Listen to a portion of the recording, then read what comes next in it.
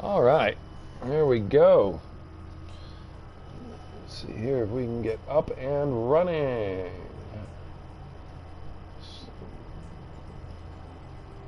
Checking out here on my stream, seeing if the sound works. Should be good. Checking out here on my stream, seeing if the sound works. Should be good. All right. I know you're on. Yeah. This is the real one. Oh yeah, that footage. Yeah. All right.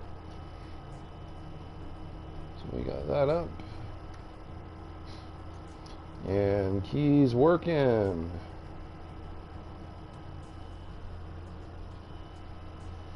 Well, there we go. Text is on now too. All right. Hello on this wonderful July 8th, 2026. Yeah. Hey. All right, let's see who's out here this evening.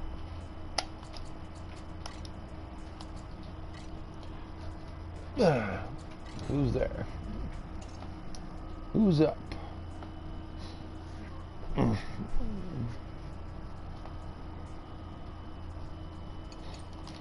Oh, well, there's How to Evolution if he's on. Okay. Pretty good. All right, let's see. MK like Mickey. Yeah, I played Mickey the other day. Scene Supremacy. Headlocked. Here's Josh. So Wavy Swerve is playing Super Nintendo. Xband style there. See what that's like. Oh, I played that plenty back in the day. For the authentic Xband experience of what Super Nintendo MK3 was like, I definitely... This is far better than it was 30 years ago on dial-up and everything. Let's see who Mickey is here, or who's in this one.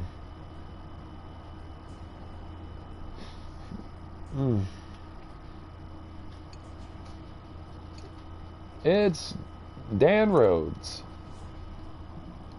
Alright, well maybe... Okay, the room's not real. Never mind, I couldn't even go in it. Not a real room. The room was bugged.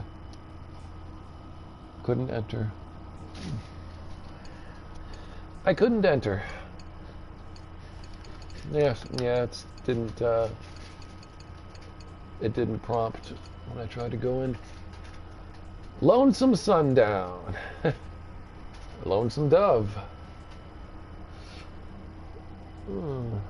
Okay. Is this room real? Okay. Who is Lonesome Sundown? There's Junior Paradigm. Very good. How to Evolution, but he plays a lot of MK4. Well, let's see. Here I am. Here I am.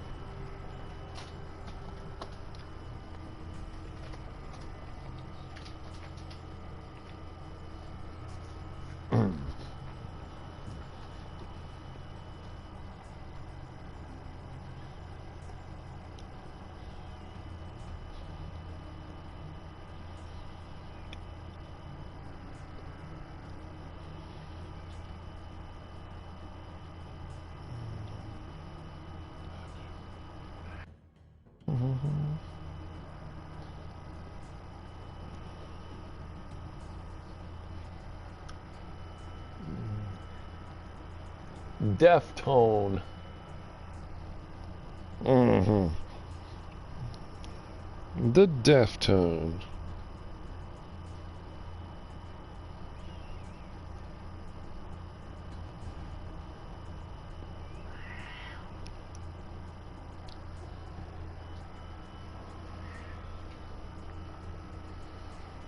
Can't see anything yet. We should get some... Well, it is a 2 versus 2, so... There might be some delays.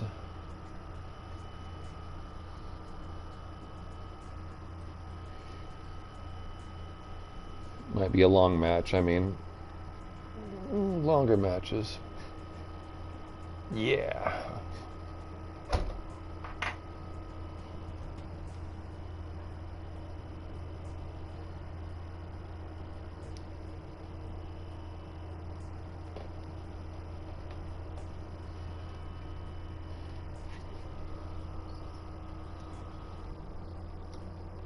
No? Okay, good. He queued up. He's in the queue.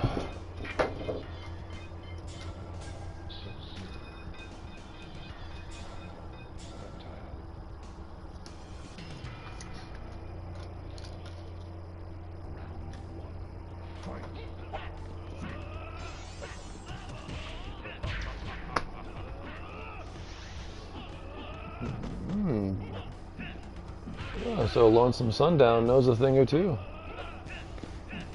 He doesn't look like he has a good record, though, at all. Junior Paradigm definitely knows how to play as Kabal. Oh, wait. No, it's Junior Paradigm is Sub-Zero. Boy, I missed that one. Ew, boy. Looking at the other side. Well, I assumed. So Lonesome Sundown is Kabal. Yeah. Paradigm will get him.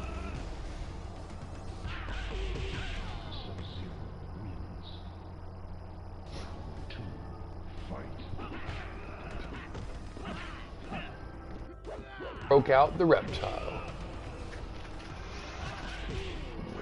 He's the best reptile player. Paradigm moves on Ultimate.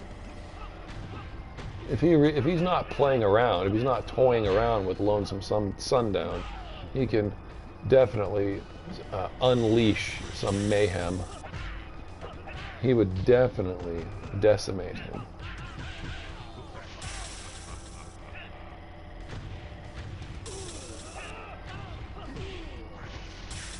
Yeah, kind of like that. All right, now he sees me. He knows I'm here. Junior Paradigm. So what are we gonna do? What do you want to do?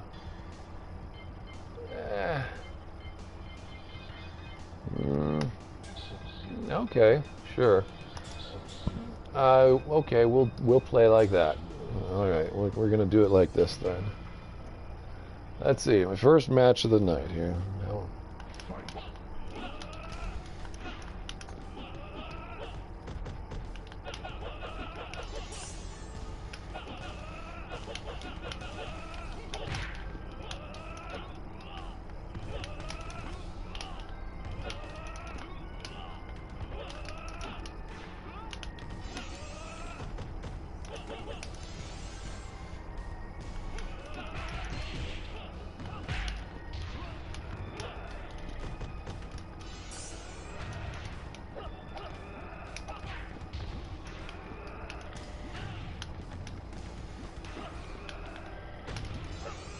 Ah, shit.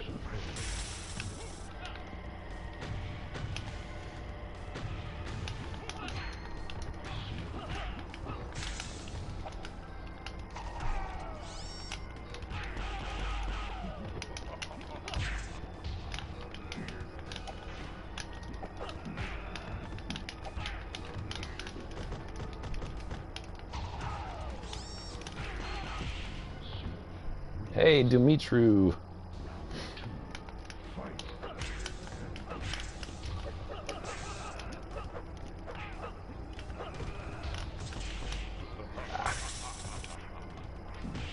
Whoops. Haha, you got me on that one.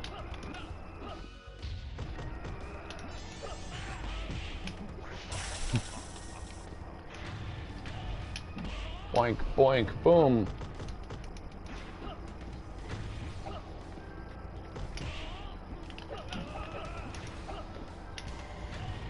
Ah, very good. Couldn't get him down with a Sub-Zero.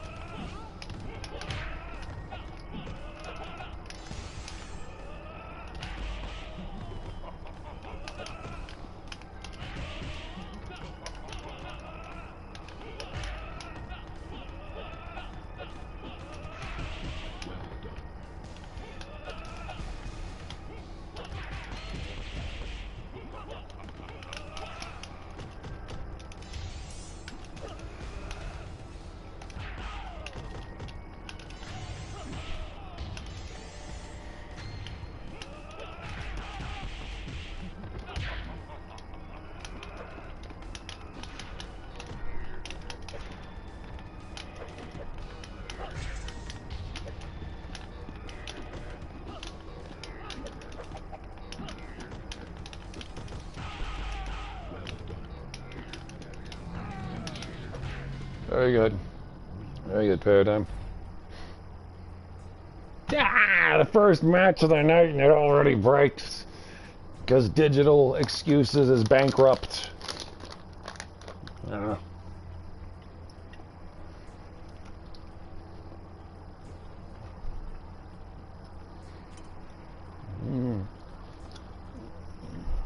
What a shitty company, Digital Eclipse. Yeah, base, yeah. Baloney Bink Boink.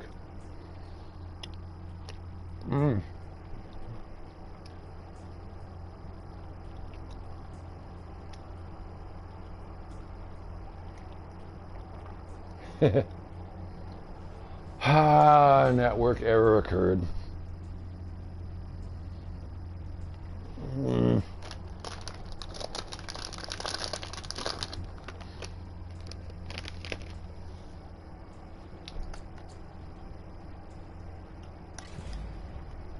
Baloney Bink Bink.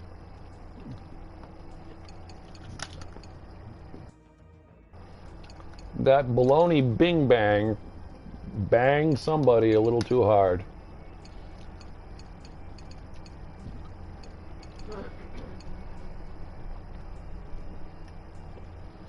He did not take that well against your baloney Bink Bink. He, I think that pretty much ended his career on here with that match. And then he tried to cover it up, which made it look so much worse. He could have done anything possible. He could have admitted he was having an off night or an off day, wasn't expecting to go against you. But then when he made a fabricated, poorly photoshopped video to try to hide it and try to claim that it's something else, a network connection, that was just, gosh, that's like, he could never live that down, I guess. I've never seen him since.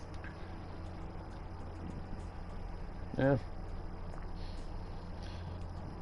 Oh well. Nagy's, okay. Well, hanging for skins. Okay.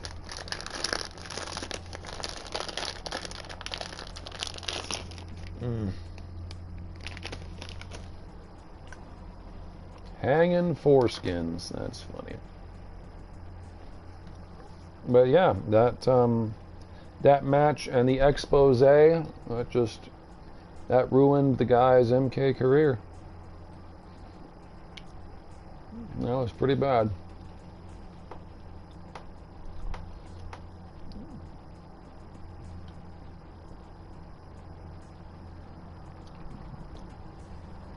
You haven't seen him since either, though, Base. I haven't seen him. You haven't seen him. He hasn't been around since that day. I don't know.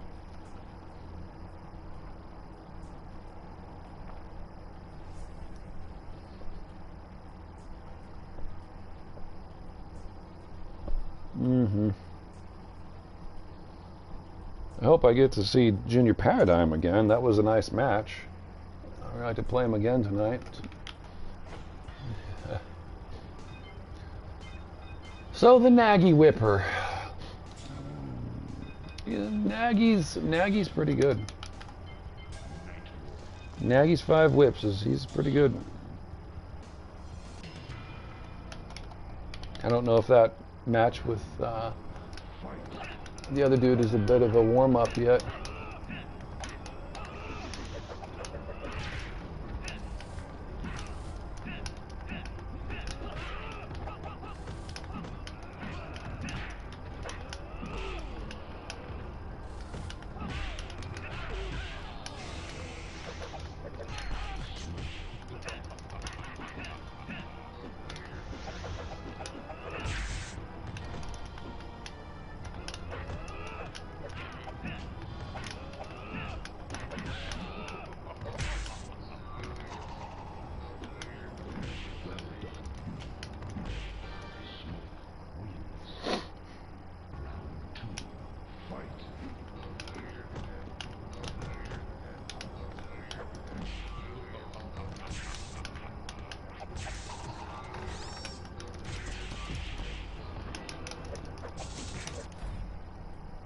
Come on, Nagy. Ah, okay. He didn't want to do... Then, dude, why did you go with Smoke then? You think I'm going to bring somebody less than Smoke to a Smoke fight? Okay.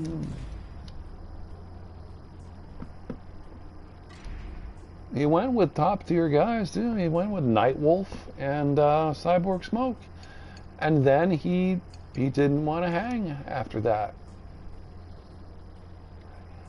Nagy got whipped. Nagy got 5 whipped. That's maybe what he got. He got whipped 5 times. Body of Lippy. Jello's colostomy bag. That's funny stuff. Oh, this is just a single. Okay. All right, Lonesome Sundown.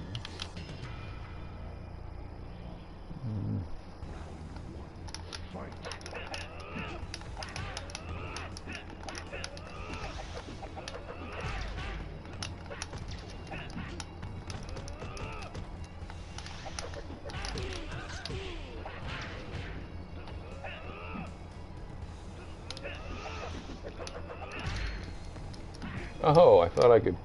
That's weird. I should have been able to pull off a high kick there in the corner.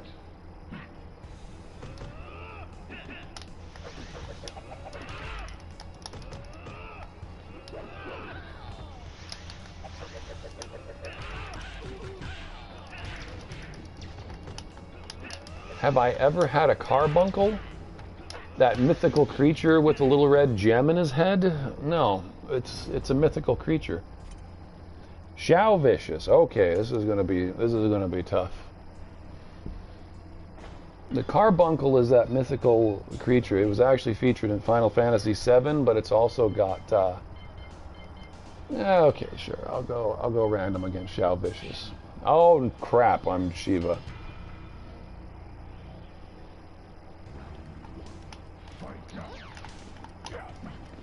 Oh, you mean that kind of carbuncle?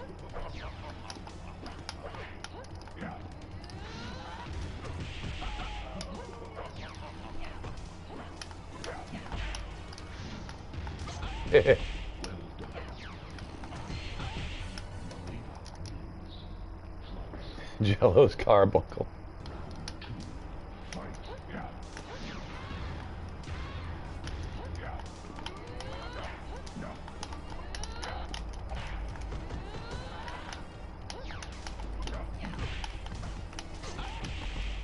Haha.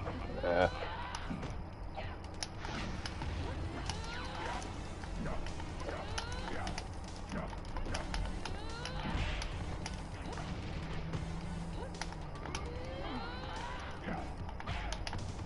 I am such garbage with Shiva.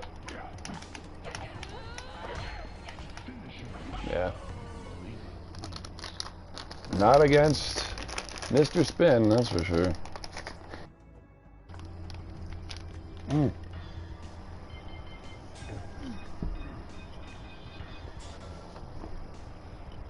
Painful cluster of interconnected boils, furuncles beneath the skin, basically drains from multiple openings.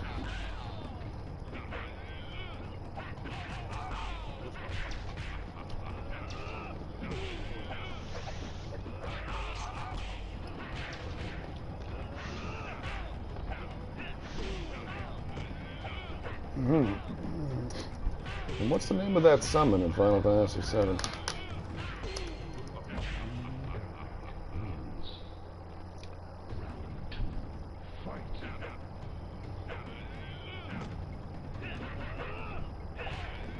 Yeah.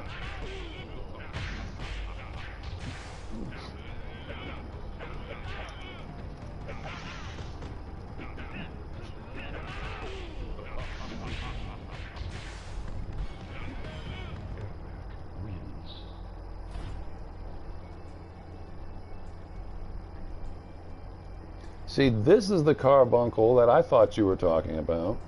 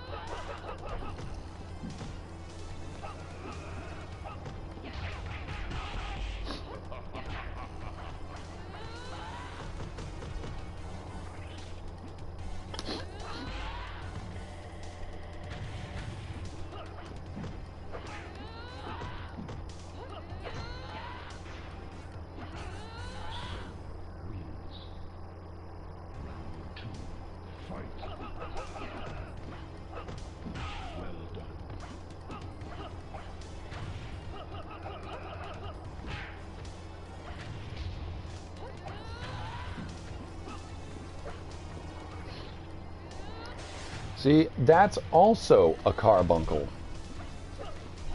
And I knew I wasn't confusing that with something else. I wasn't thinking of the festering boils of carbuncle. I was thinking of the cute creature that was also featured in Final Fantasy VII.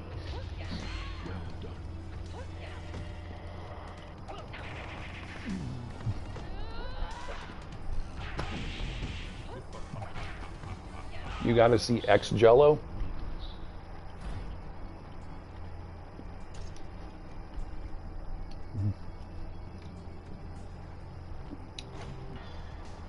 Is that some kind of pornography of regular Jello with like a single X or something?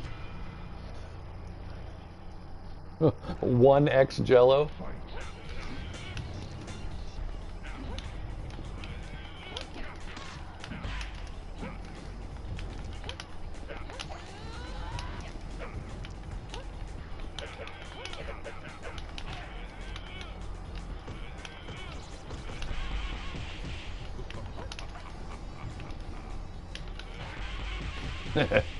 I got stuck with Sindel.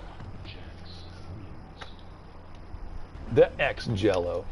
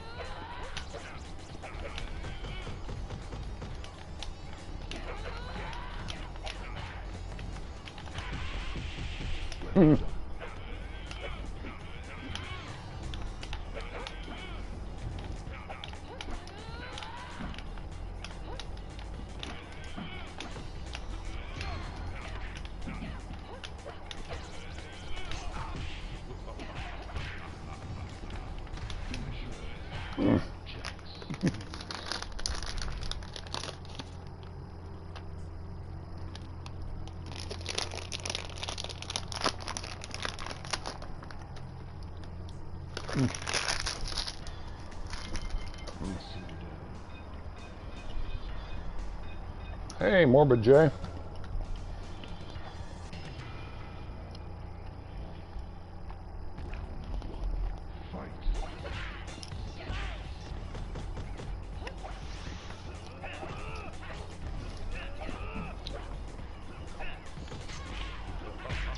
The jello. You want to see the jello? It's like the Chinese. The jello. My impression of jello.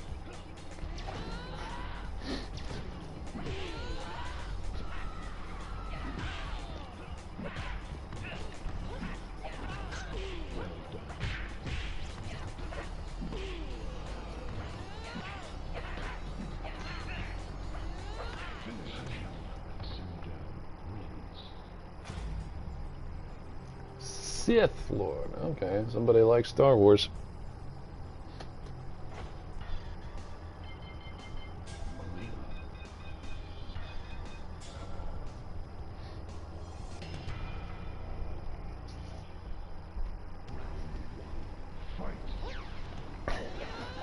Jello's bunions.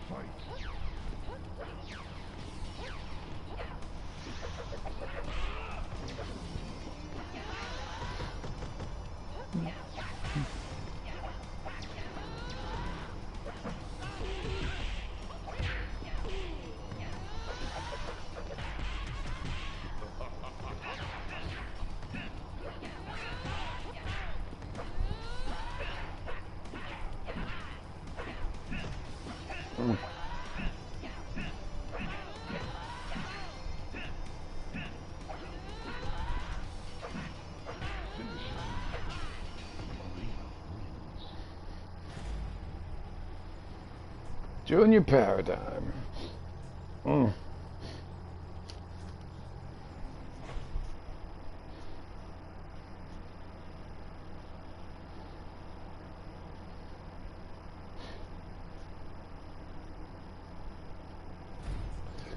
Well, I guess not. Alrighty then. I guess Shellfish is left. He had to get out of that one. So somebody had to get out of it.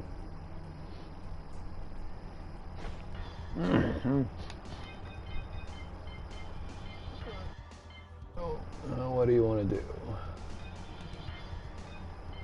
Oh, you're going to follow me, huh? Okay. Yeah, I didn't think so.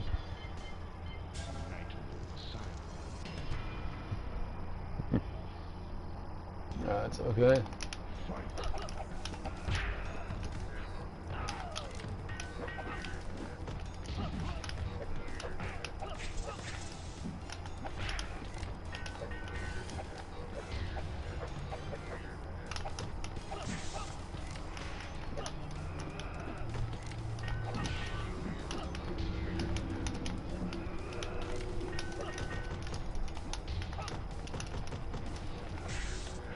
Ah.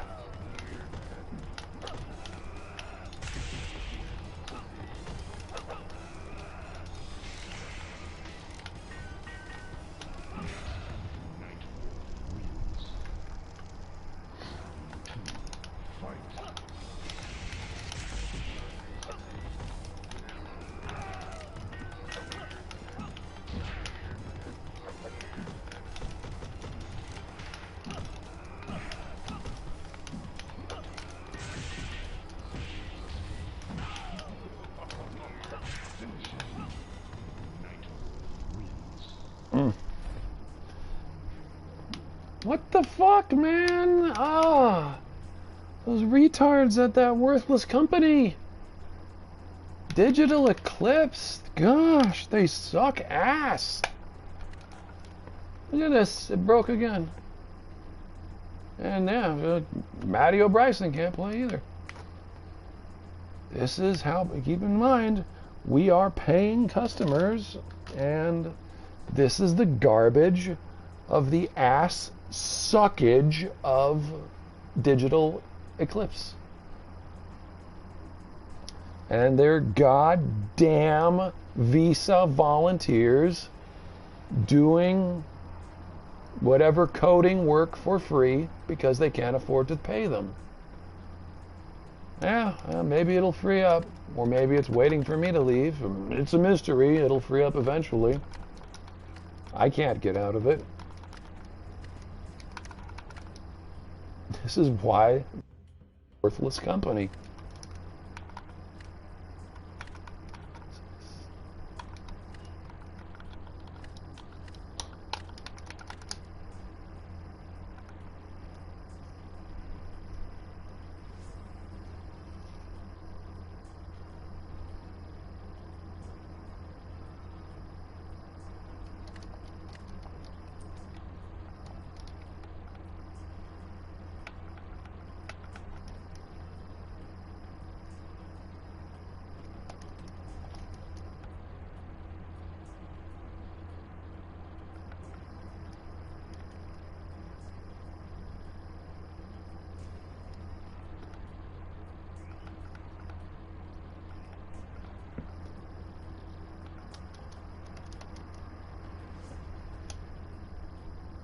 There we go.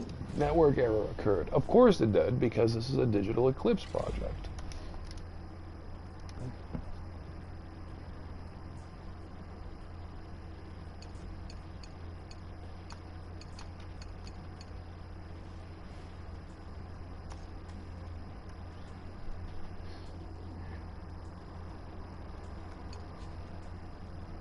Ew. This is going to be... Yeah, I know that's going to be lagged, at least with Diego and Revy.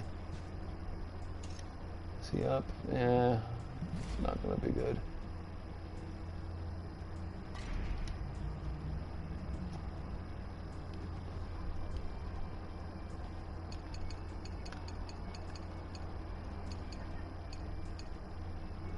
Freak boy!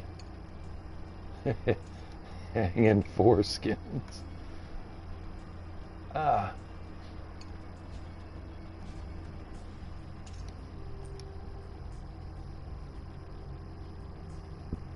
I like it, hopefully, because it's a 2 versus 2.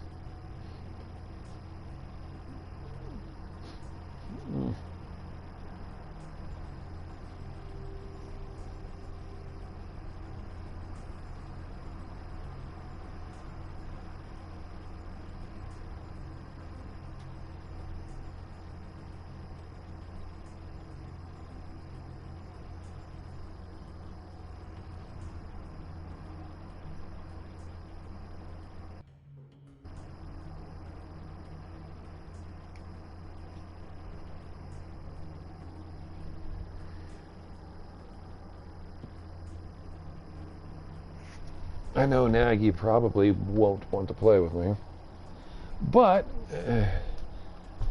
maybe Foreskin does.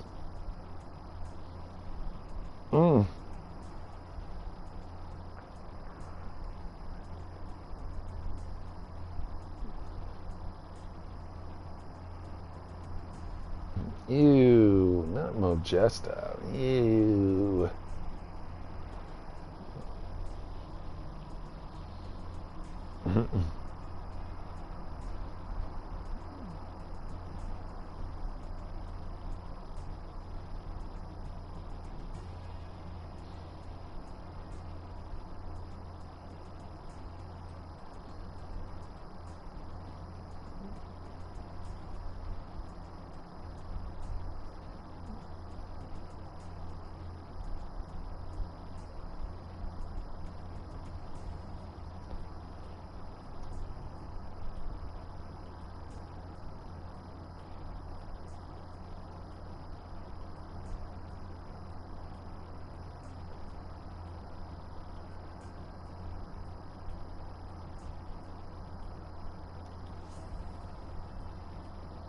All right. So I know Nagy's not going to hang around with that. Oh, okay, well, Foreskins didn't want to play either. Neither does Nagy. Nagy doesn't want to get whipped again 5 times.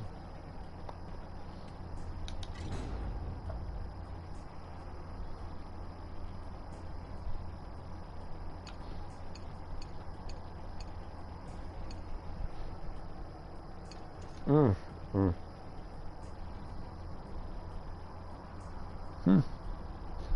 Yeah, no, it's going to be a lagged match.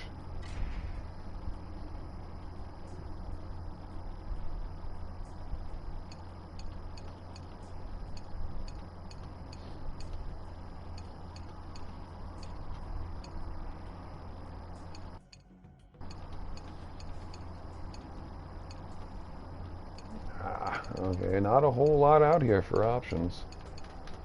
Darn it.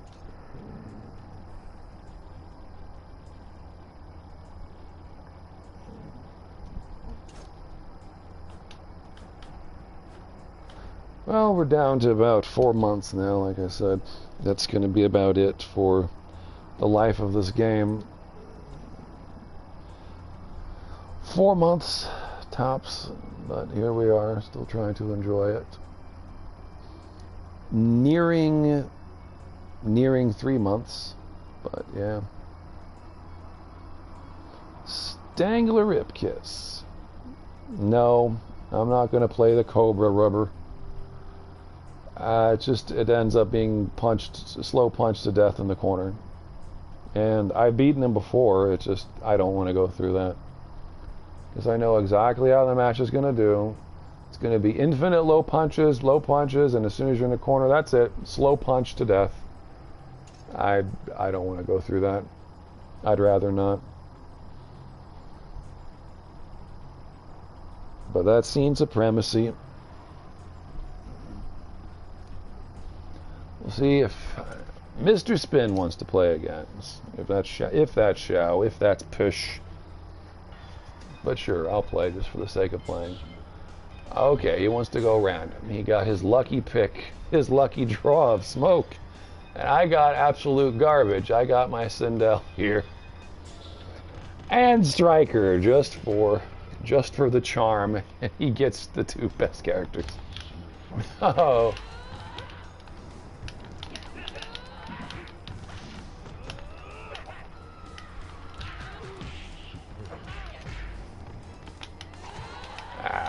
I jumped right into it.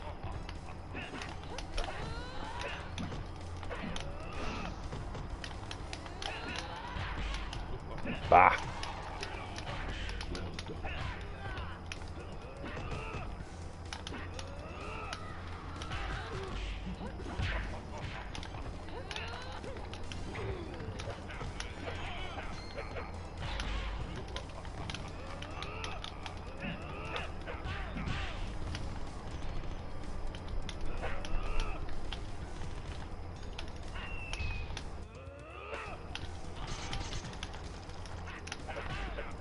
Oh, he did it right over my head.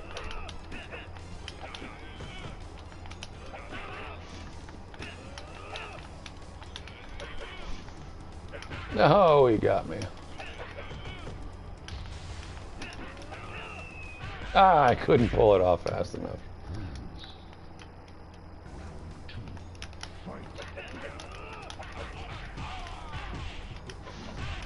Yeah, no, he is good.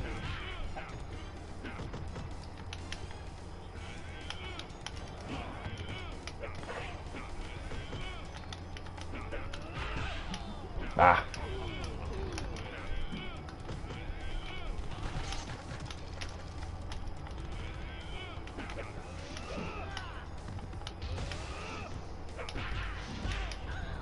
Ah, dang.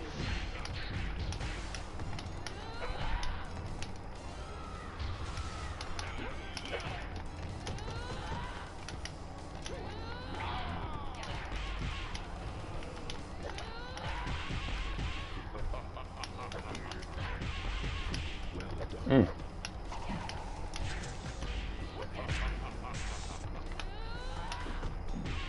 Yeah, there you go. Heathen.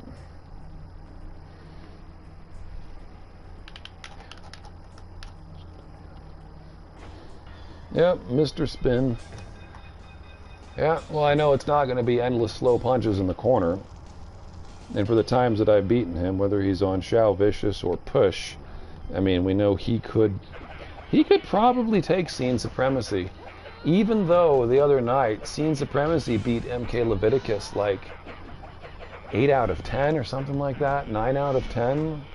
I was just watching it. It's on my stream from the other night. I don't know. I think Mr. Spin could definitely take Scene Supremacy. Maybe Nate was just rusty as MK Leviticus, because he's usually much better than that. I was surprised that he was able to get him that many times in a row. Nate even told me, he's like, wow, this guy, man, he's lethal. That's what he said. Yeah, I mean, he is.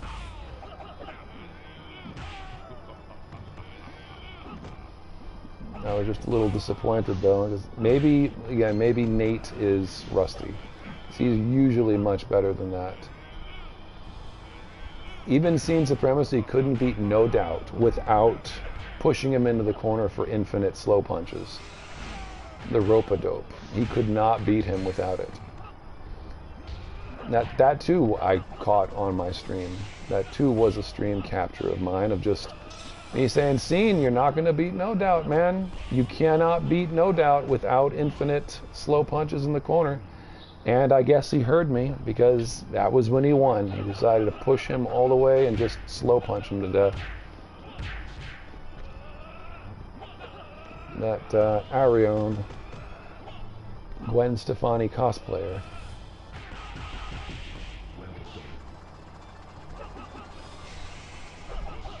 But I don't know, Mr. Spin should be able to beat Scene Supremacy. He should.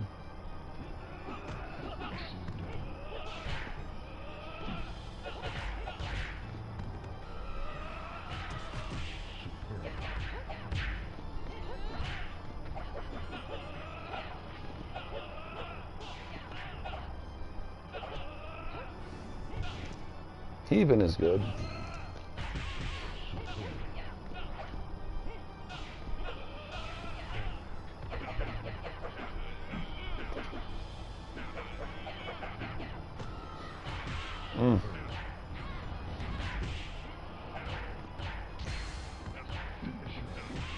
It's still just a 38% damage combo for all of that. You've really got to juggle with Ermac, and it's just not even to get a whole lot of DPS out. DPS, damage. Still, he's still pretty limited to juggling.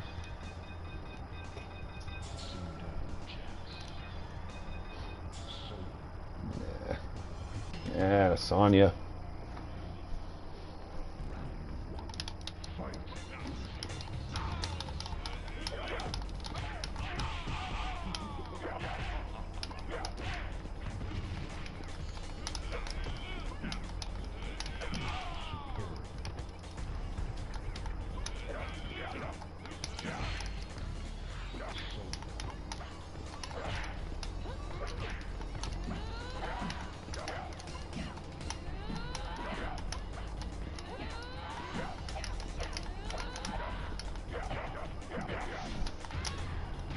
I ran right into the stomp. Ah.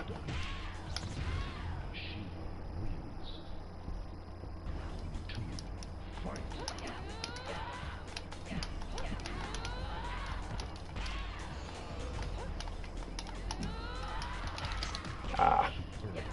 Instant screen, man.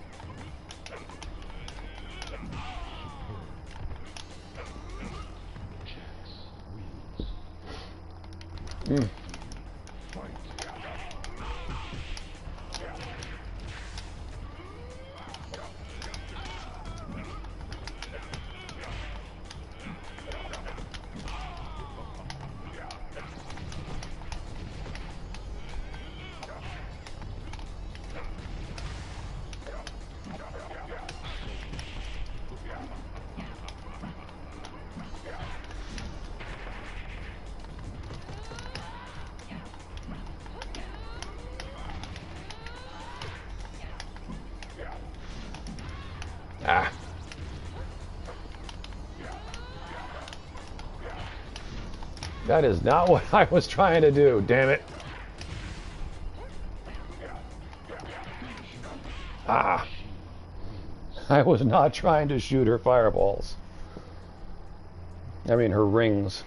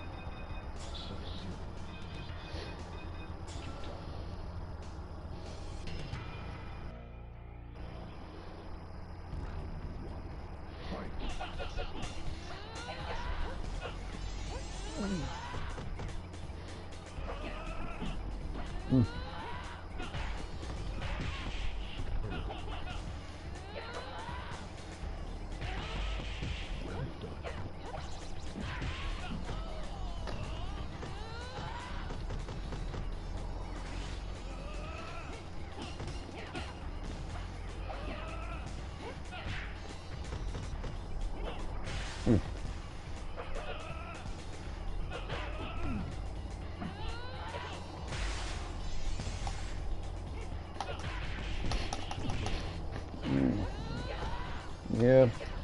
Yeah, I know. They like doing that.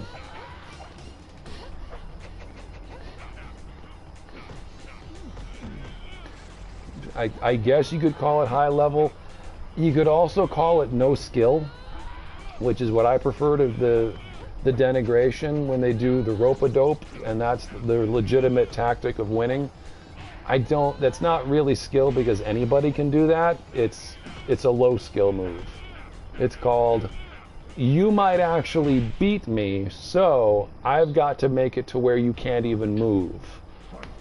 And again, going back to plain MK3, regular MK3, that was the first thing on the nerf platter, the assignment, when Boone and Tobias pulled their heads out of their asses and realized Sub-Zero dropping ice clones on you that you can't block isn't exactly a real fair aspect of the game.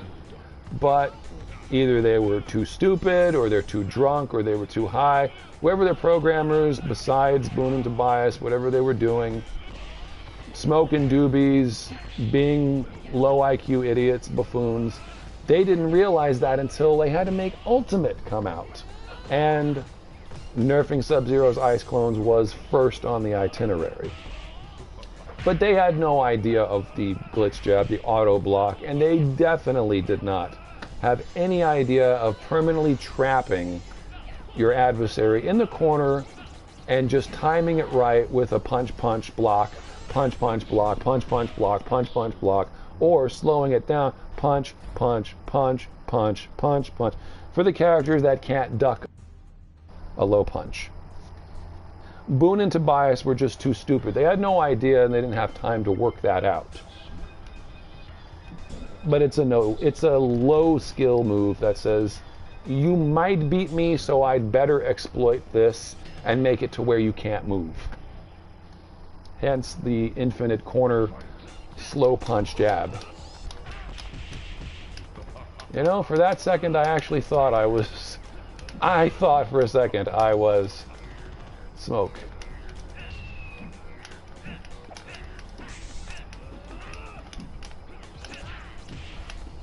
Ah.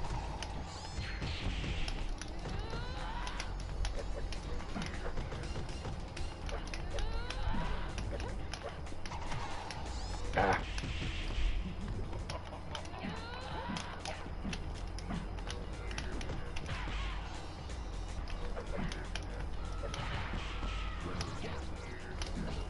I'm not good with Sindel either.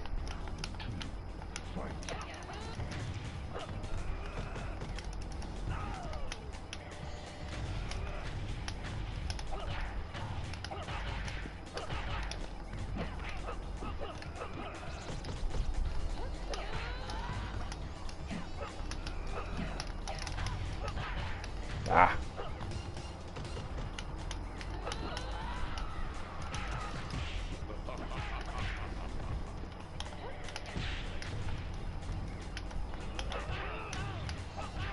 Oh, that went way over.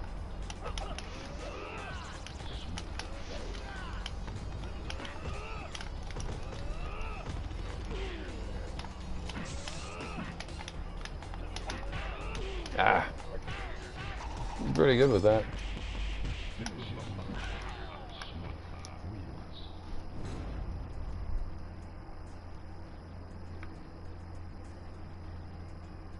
Oh, and of course, because Digital Eclipse is a bankrupt and absolute trash of a company, the lobby breaks again.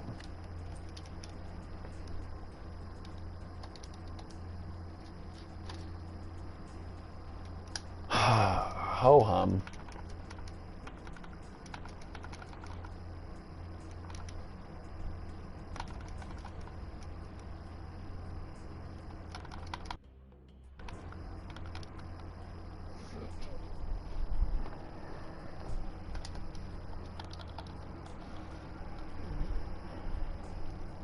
The testament of how horrible Digital Eclipse is as a company.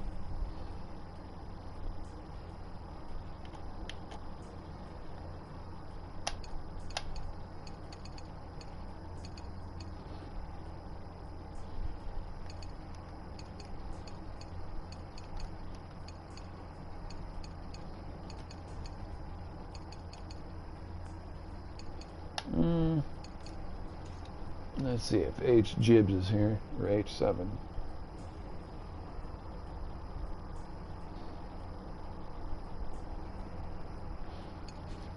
Well, no thanks. That's with Scene Supremacy, Infinite Slow Punch Corner Puncher.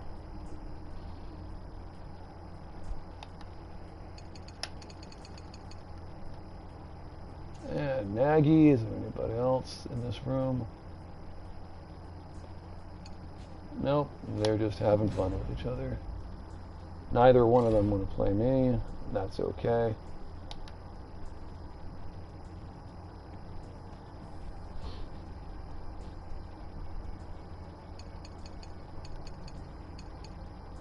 Miracle Mutt, that's a cute name.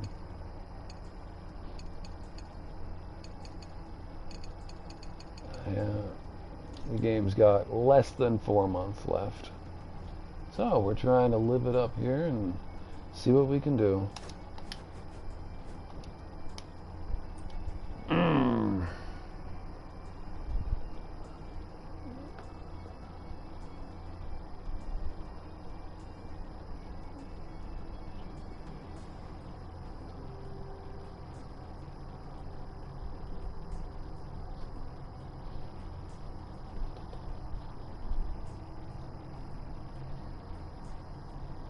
Alright, Heaven wants to play. Maybe Shavish. Mr. Spin will come back. Shavicious. Okay, what do you want here? I'm gonna go with Katana. Okay.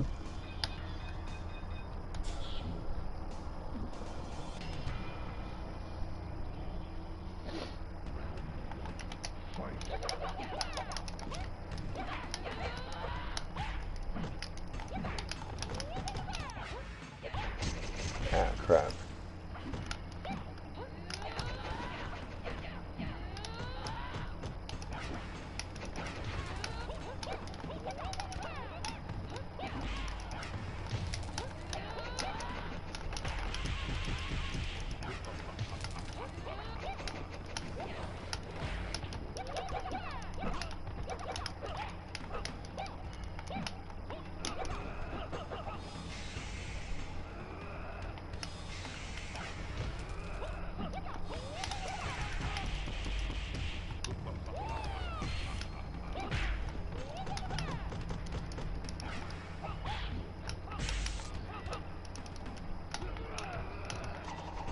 Ah, caught me.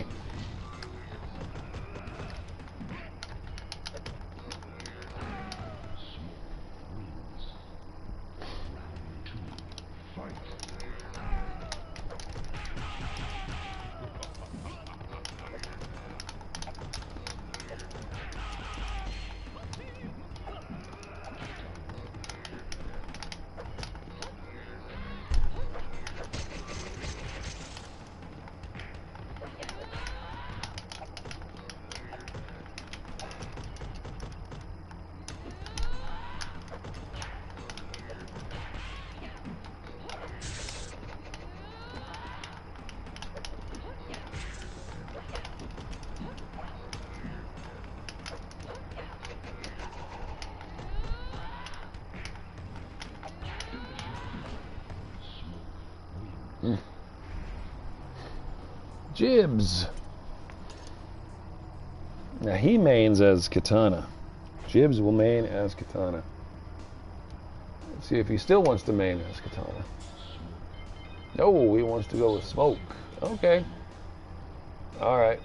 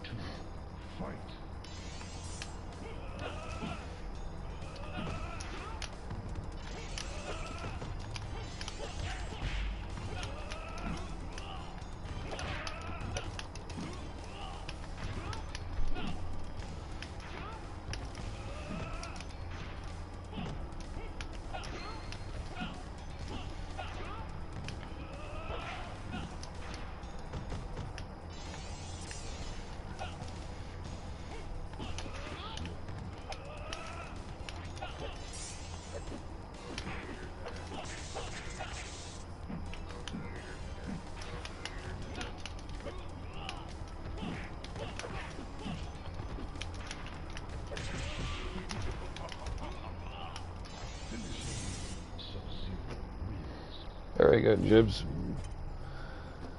Okay. Heaving again. I'll go random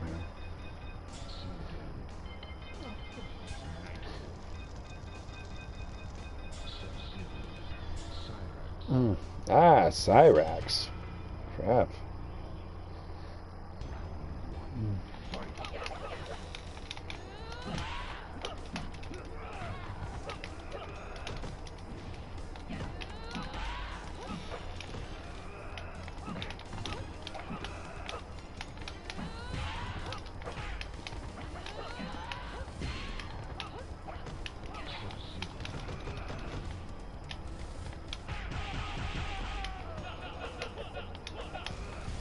Ah, caught me.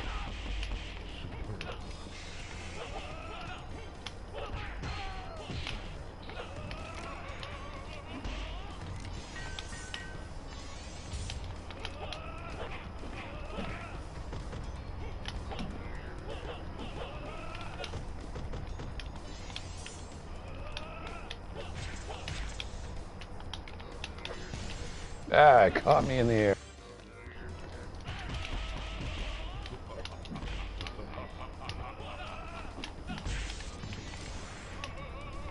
Ah, he got me again.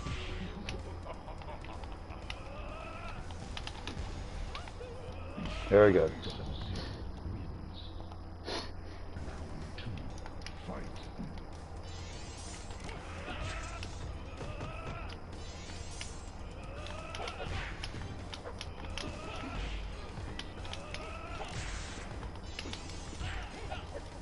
No, I botched that one.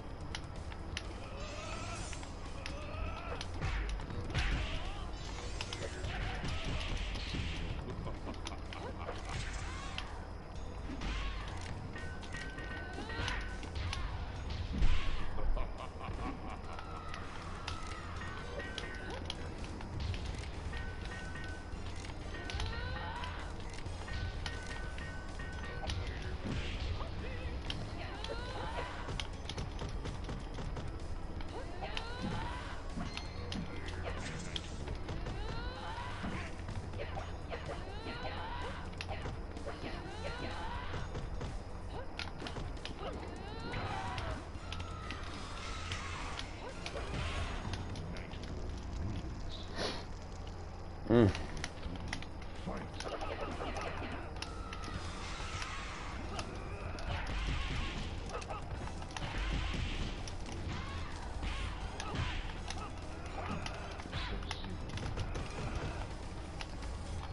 I did it again.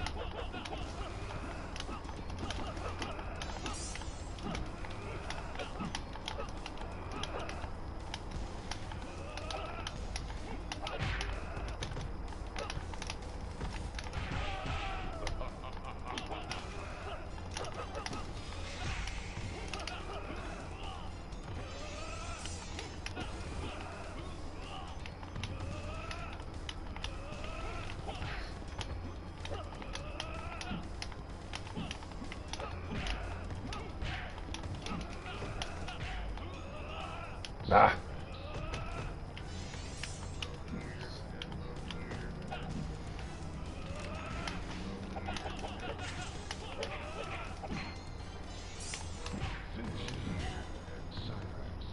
There we go. And look at this shit. This is how bad Digital Eclipse is. Digital Excuses is bankrupt. They have no money left. They hire volunteers from India and Bangladesh and Pakistan. They cannot afford to pay their employees because they're not really employees. And the people they do have that are actually on the payroll don't work for a living. And this is the crap that we are subjected to.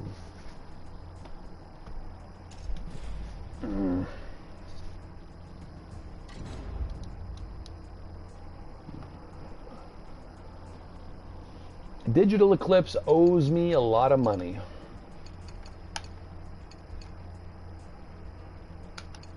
At this point, they owe me back pay.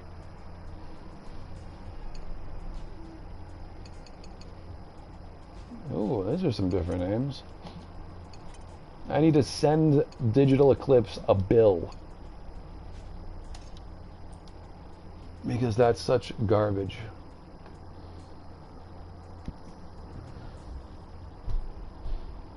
Maybe the game won't even last that long because they have no money left. Because their actual staff is on welfare.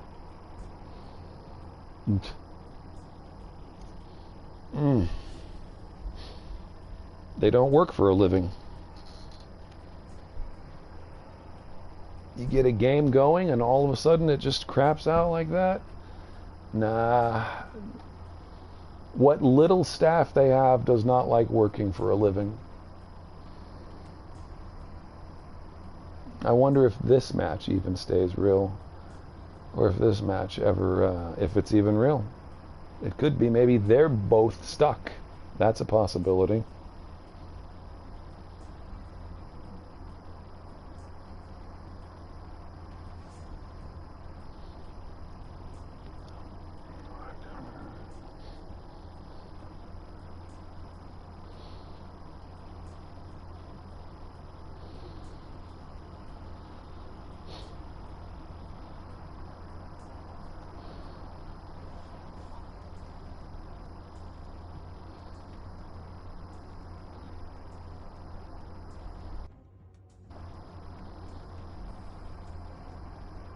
Okay, so it is a real match. All right. This will probably last a whole one match before the game craps out again. This will probably be reduced to one single match.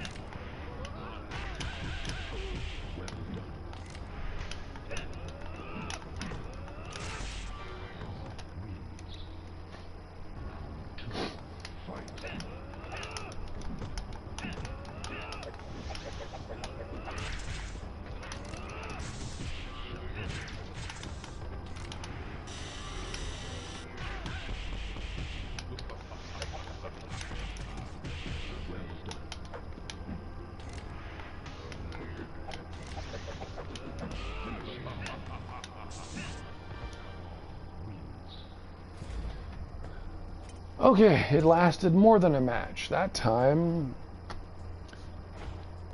it did not crap out after a single match. How to Evolution.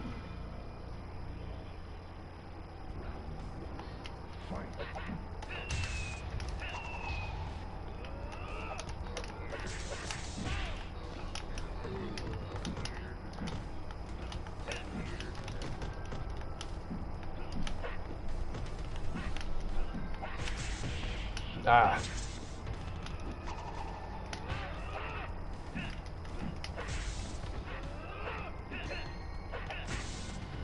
Ah, you got me.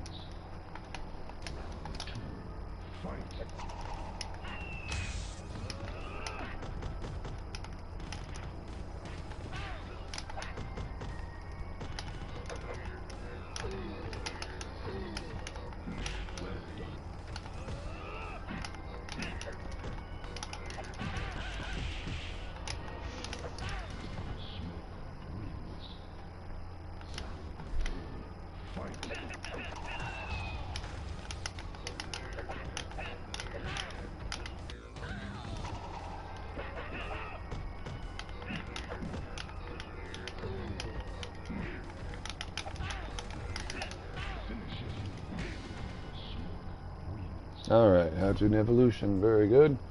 Sonya Blade, 290. Alright, let's see what you've got here.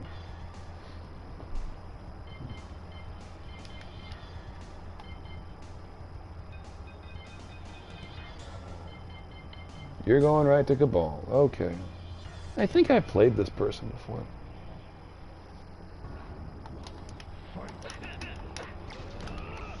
That's right, it's a little laggy.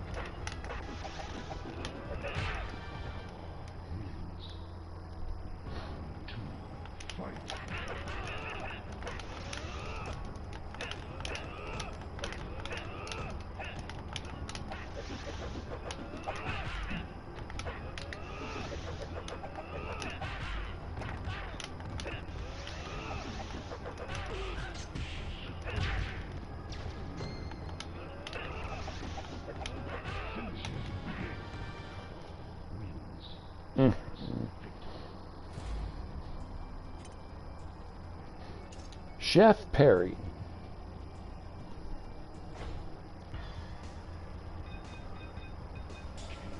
Okay, I'll go random here.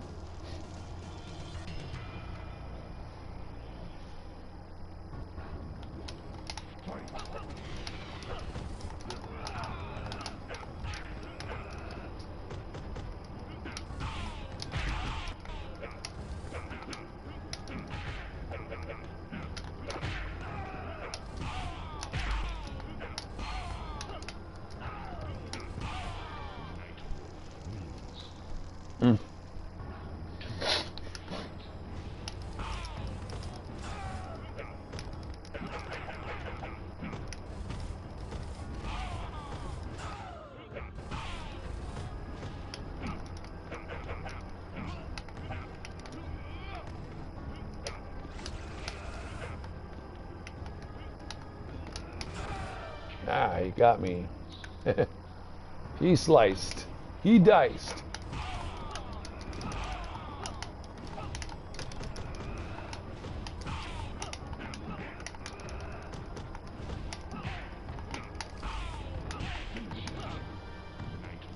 All right.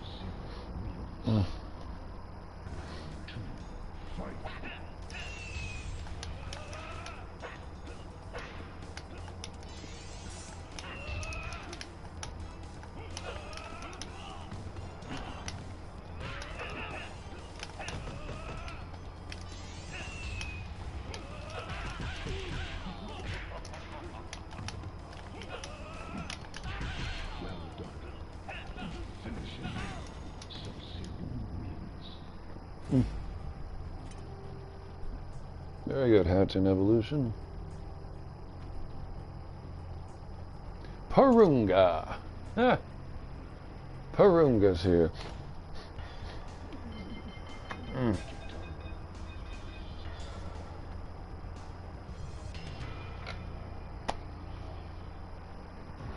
Oh no, I'm Katana.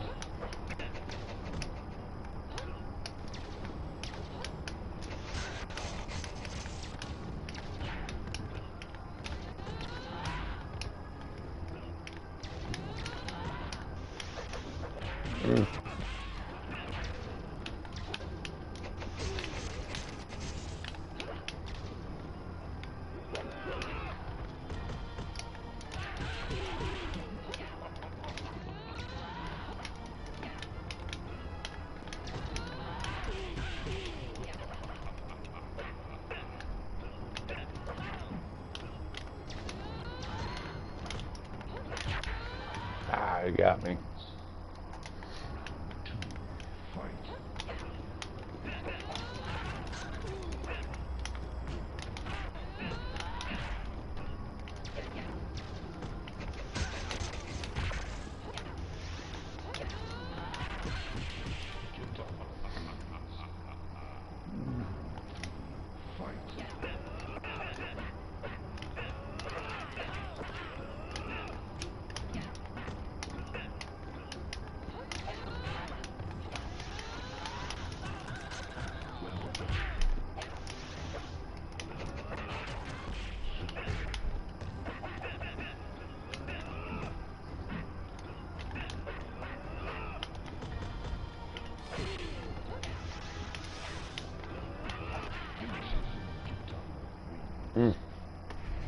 On my way. You're on your way to pick up some dinner. All right. Cool, man.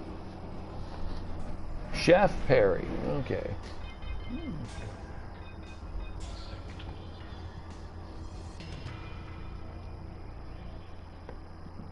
Ah, I got her, man.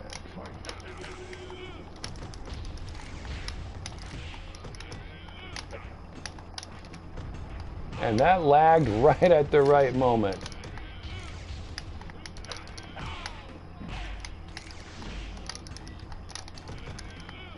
What's with the lag?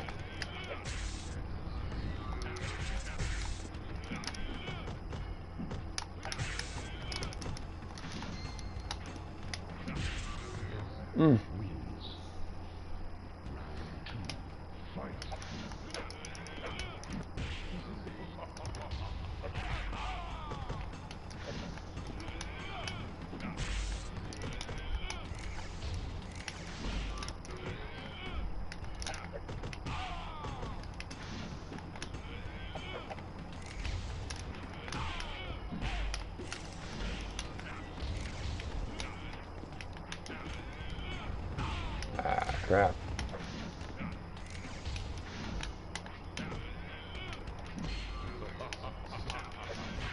Oh, he caught me in the air. Very good, Chef Perry.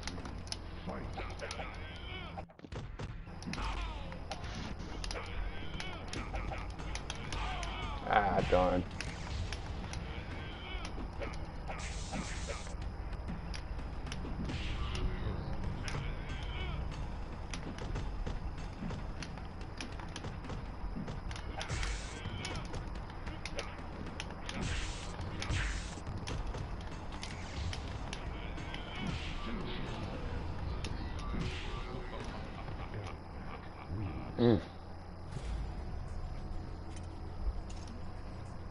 How to an evolution.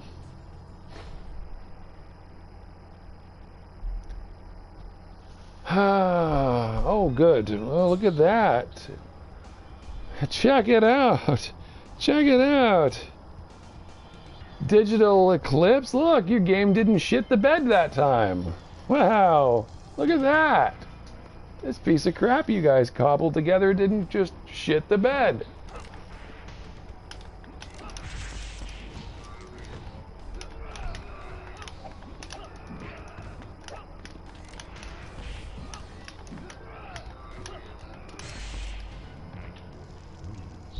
Hey, FMCP, or CMAP.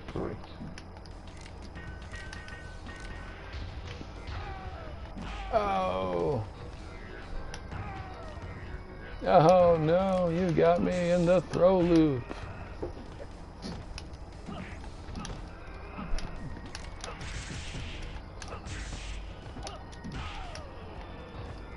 No, you're throwing me again. Ah.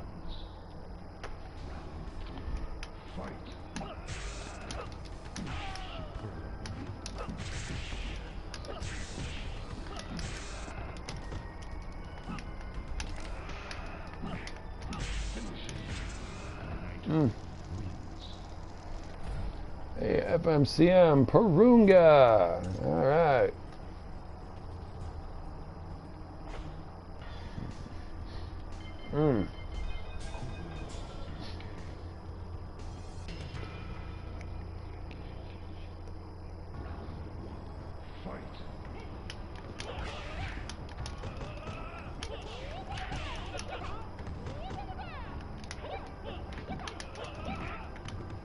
Ah. No.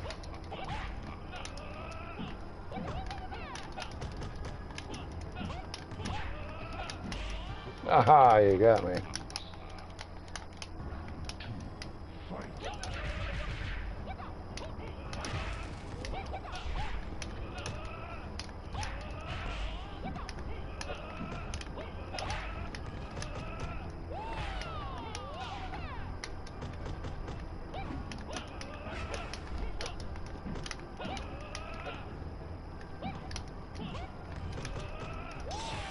No, I couldn't shoot the fireball that time.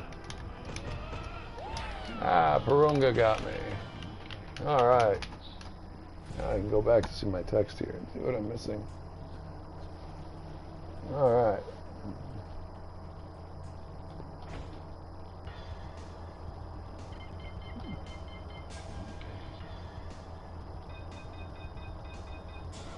FMC map. Hey.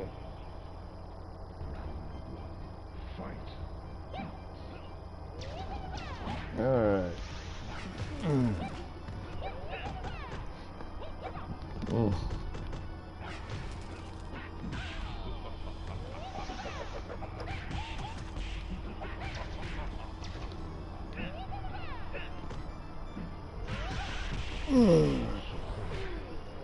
The mic that I use for streaming, it's the controller mic that came with my PlayStation 4. It's the stock mic. That's it. This little string that I'm speaking. God is talking. That's from that movie Real Genius, 1985, with Val Kilmer and Fred Savage. I think that was Real Genius, right? God is talking. Or whatever he said. He speaks to his tooth. Before Bluetooth was a thing, he was a microphone in a tooth. No, this is just what it came with.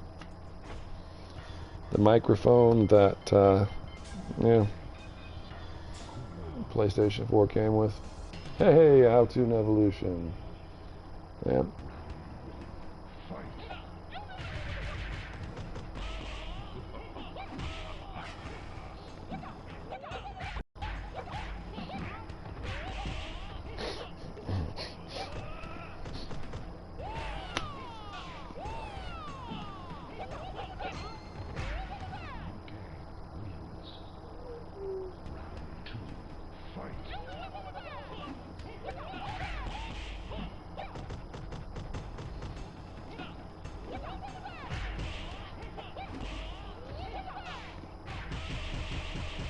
And base throws the Mojesta. Throwing it down. Nah. I don't know. I actually have other microphones. That's a secret you're not supposed to know. But yes, I do have other mics. But not for this. I'm definitely, if I go to my computer, or if I'm going to do anything but PlayStation 4, then yes, I have other microphones.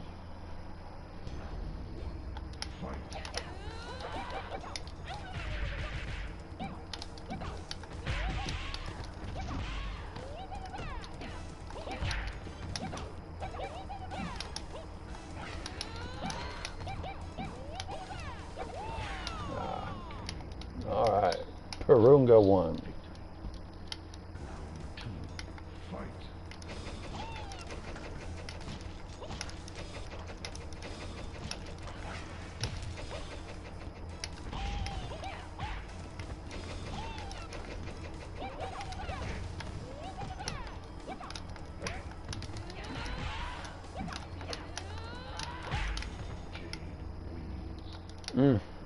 Crispy, like Krispy Kreme donuts, huh?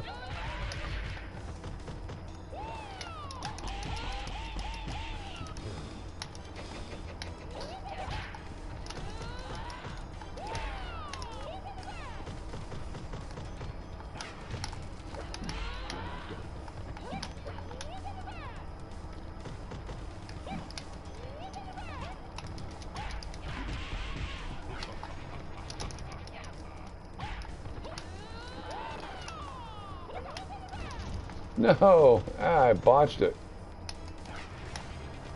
I botched that one too. What is going on? Oh. I did not mean to shadow kick that time. You like the ASMR of my controller buttons? I would like the ASMR of my kitty cat purring, but she's over in her bed or so. Oh, there she is. Come here. Come on. Come in. Ah.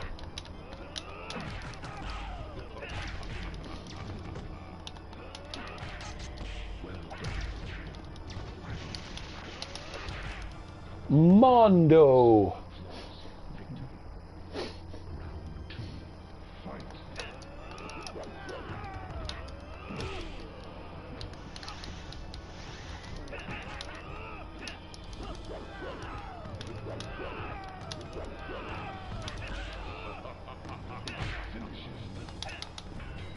Come here.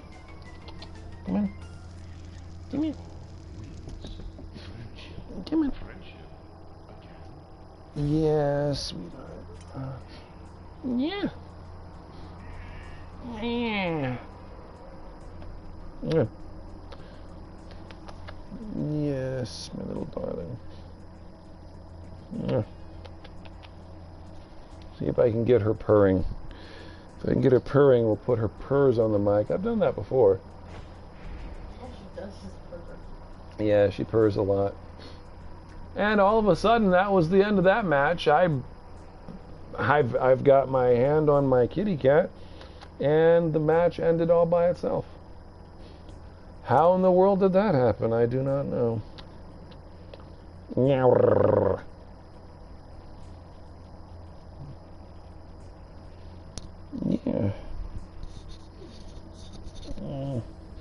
Okay, she wants to get down. All right. And I'm staring at a black screen here. Looks like Digital Eclipse forgot to pay their light bill again. Oh, and look, their game shit the bed again.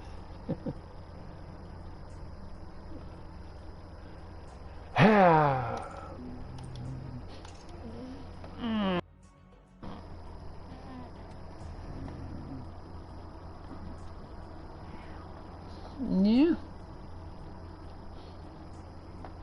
Let's see, is it going to break again? How about it, Digital Eclipse? Did you guys pay your water bill this month? No? Look at this. Another, what is this, like the second or third straight black screen? I don't know. Digital Eclipse didn't pay their bills this month.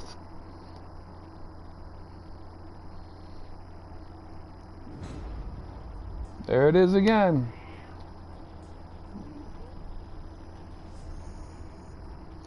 Maybe the president of their company is busy smoking reefers in the back room.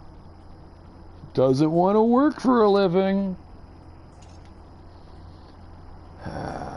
Cyclops. X-Men, assemble. Okay.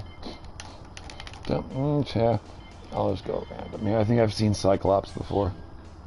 Perunga made a lobby. Okay, I'll try to find it. After Cyclops.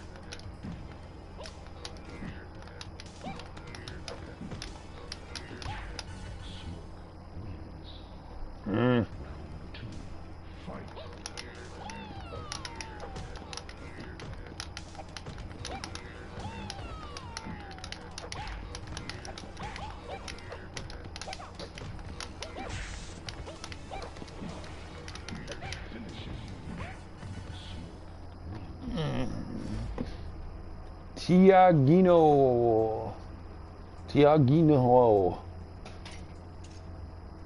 Let's see what Tiagino's got. I'll look for the 2 versus 2 room here in just a minute. Oh, and the game goes to black. Okay, it came back up for a change.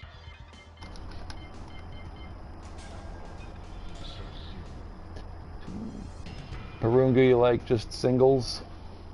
You're a singles man?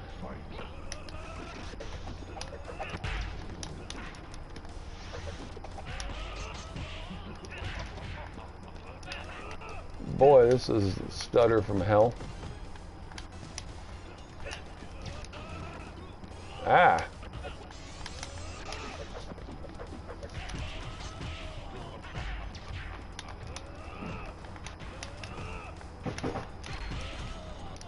Phewie.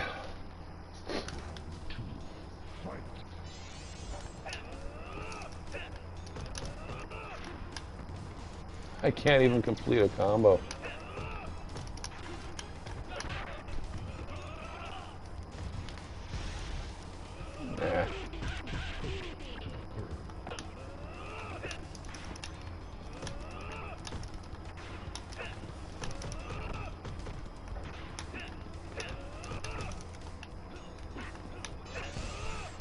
You got me that time. Nope. I was trying to go for a friendship.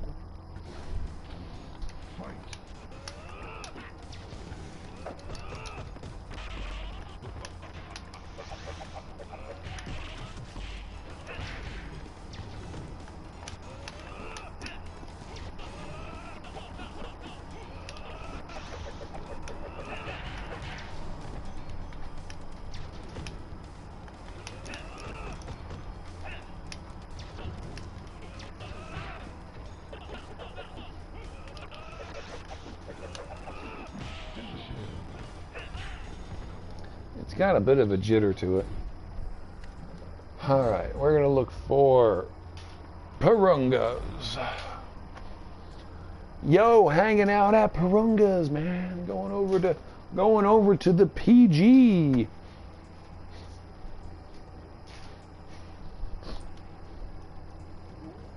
Yeah.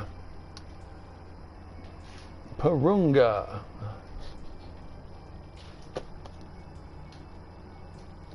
Next, we're going to start rapping like Parappa the Rapper.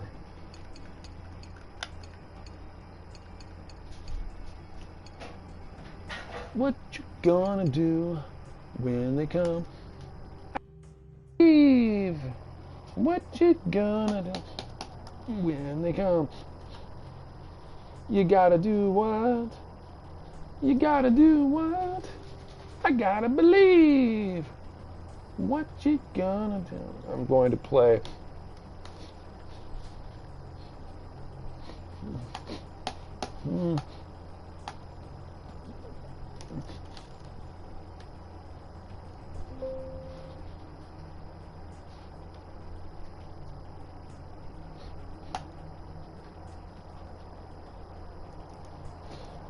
Rapid the Rapper, final song.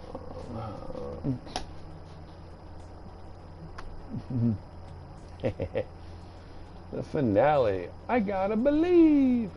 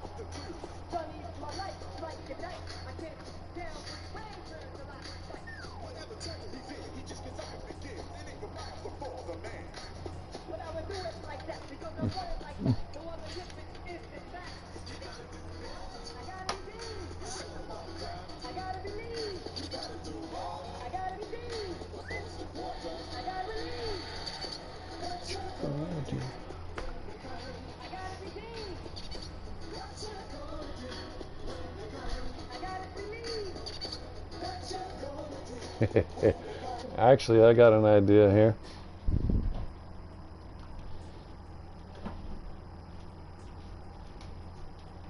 Let me find it. I can actually make this much louder.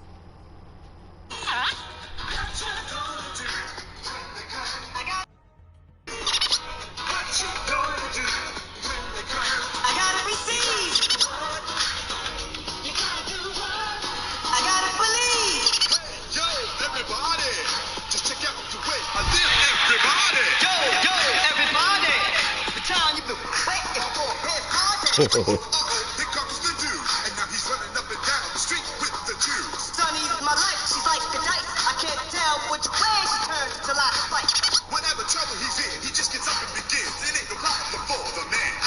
But I would do it like that because I want it like that. No other difference is the fact. You gotta do what? I gotta redeem. I gotta believe. You gotta do what? I gotta receive. I gotta believe. What you gonna do when they come? I gotta redeem. What you gonna do when they come? I gotta believe. What you gonna do when they come? I gotta receive. I gotta believe. H to the E to the R to the O, and here comes your hero. Ho, here we go. B to the A to the R to the A. Rapper, the name I rap every day. Now it's time for the rock back night, and let's all pump up the night. Wait, now what's the name of the gang? For me, you, and you. What's his name? He grew up in this town. Check this out. Come on and bring it down. Kick for top. I got the funky flow, and I X the flow into both. I got redeemed. I got. Skip some of that.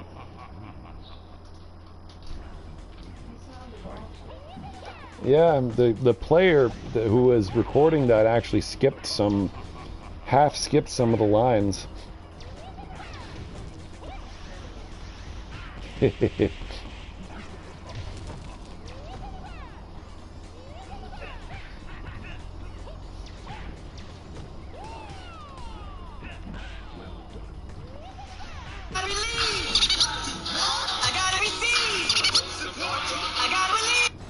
Drew's wife.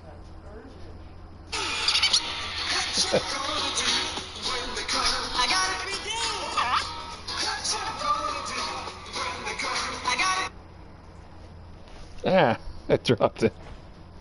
Horrible. Drew's wife. Oh my god, it's horrible. I was trying to mix Drew's wife with what you gonna do. His wife. I gotta believe.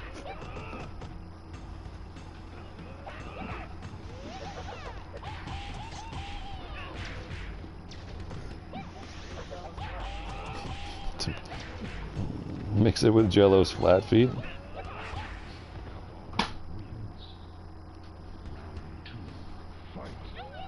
You know, that was Parappa the Rapper. I was playing from that that game on PlayStation from the 90s, late 90s. That's a fun game. It's a fun song. You get to rap. Terrible. It's terrible. Never play that again. It's a cute game. I don't know what song that is, but never ever play it. Well, it had a sequel, and it also had a third game that was a Horrible song. a spin-off game. It was called Jammer Lammy.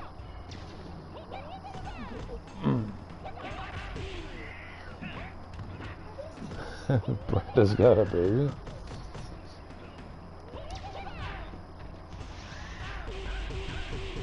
Yeah. See, FMC liked it. Somebody liked that song? Yes. It was awful. Keep it on. Good background music. Horrible.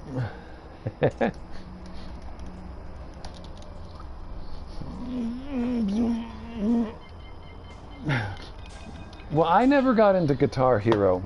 This was a precursor to even, I don't know if it was out all before Dance Dance Revolution, but there was also that other game, Bust a Groove.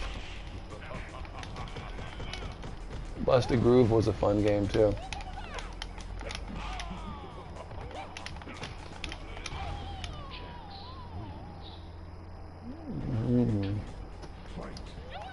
Having YouTube Premium is a form of status, I guess.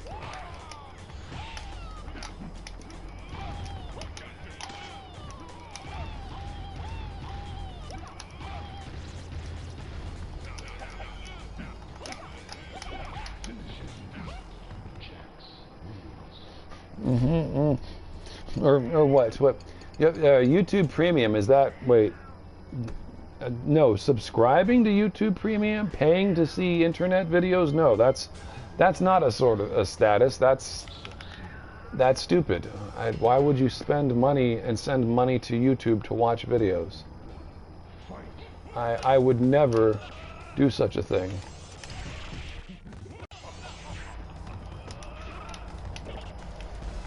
Oh, he got me.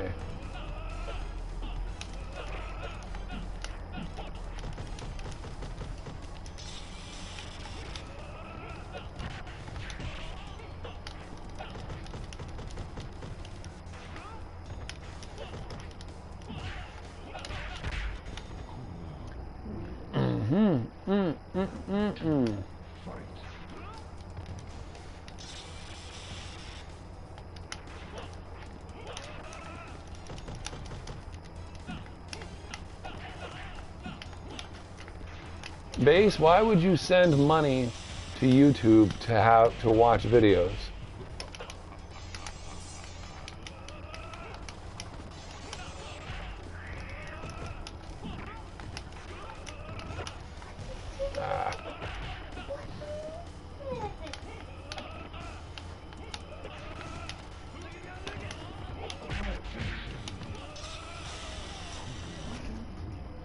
Base, it's called Ad Blocker. Just download the extension for your browser. I had to get it because advertisements were playing so often with Headlocked when I was watching him, and I was like, gosh, I'm turning this thing off. But yeah, I usually for the longest time I had it, and then I didn't have it anymore, but I got it again. Yeah, I had to get it again. See, I just gave you the life hack, Base. Now you don't have to pay for it anymore. You can get ad-free for free. It's called Ad Block Plus.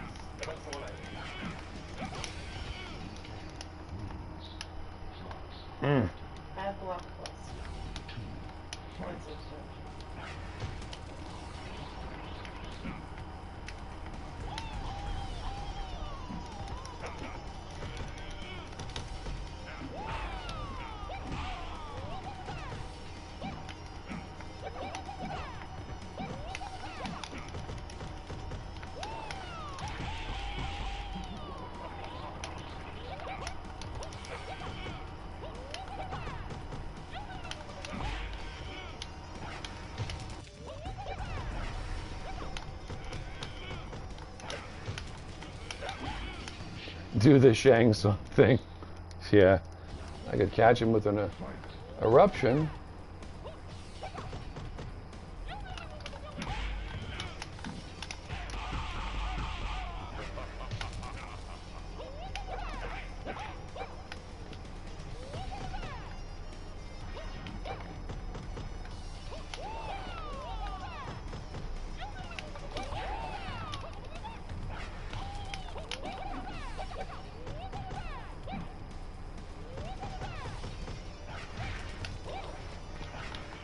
Ah, you got me.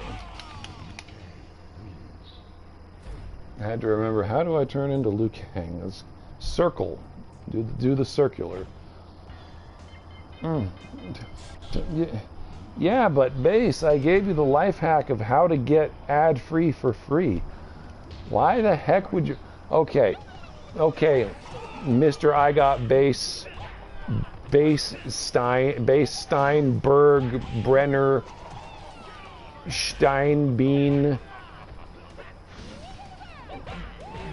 Roskowitz, Goldblum. Just send your money to me.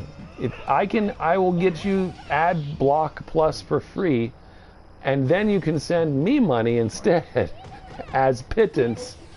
If you like sending Facebook money, I mean not Facebook, YouTube money, so that you don't get ads, there you go. Just send it to me instead, because I just told you how to get Ad Block Plus so you don't have advertisements.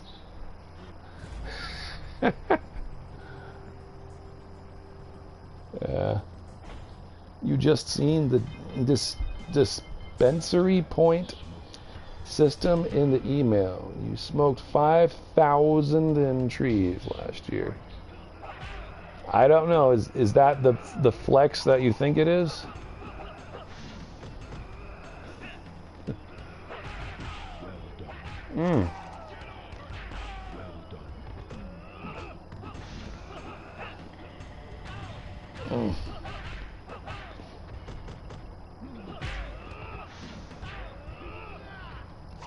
It's reality.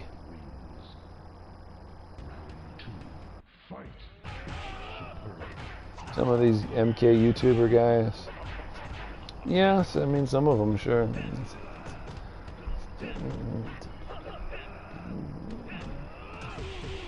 Some of them act like it's life or death, I guess. No, FMC, I don't. I do not. Yeah, like their inner circles and stuff. Boss Main Brad cut me off for making that funny video about Drac. Just because Drac decided to be a dickhead once. He was like, I shouldn't have tried no block. And it's like, you blocked like 15 times. What do you mean you tried going no block? That's not why you lost, Mac. But then Drac got mad. Boss Main Brad got mad. For whatever reason, I was ranting once about something or other, and Pyrex Metronome got mad. I didn't do anything to these guys, but I thought it was funny when I made that Draconian video. Yeah, doobies do a lot of bad things. They disrupt your sleep cycle, too. There's like, you know, like once, because it's no secret, since I live in Canada, as I've had talked about on here, there's been studies. 40% of regular doobers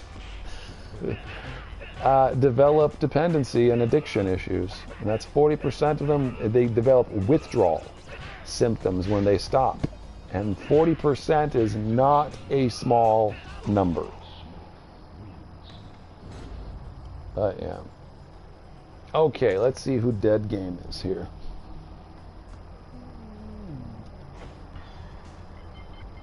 John Targos, yeah. Yes, well, that was a smoke show. Let's see what dead game has. He looks like he beat one of the other guys here. We'll see what we got.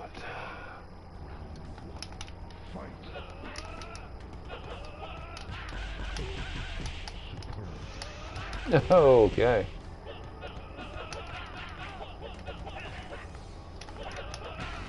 Okay, so you're gonna slow jab.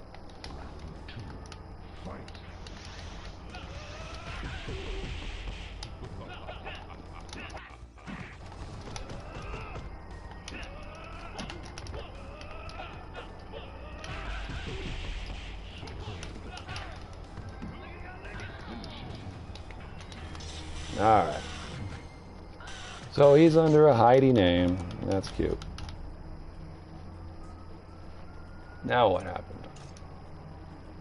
All right, dead game didn't really want to play.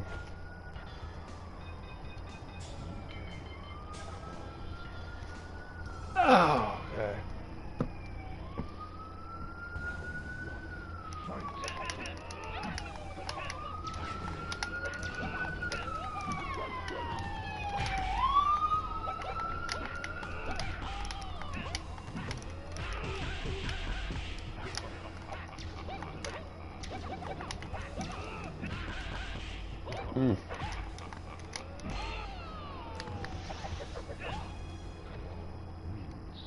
Yeah, no.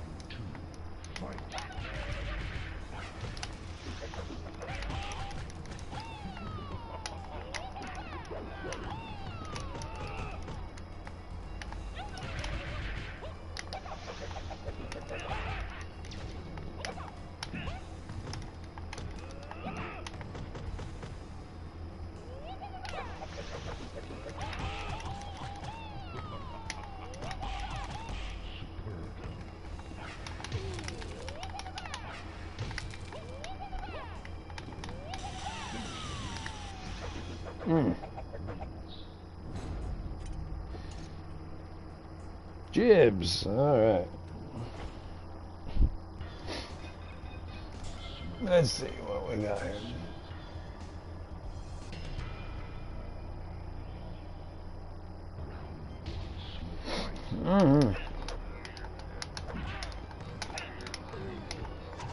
Oh, I ran into it.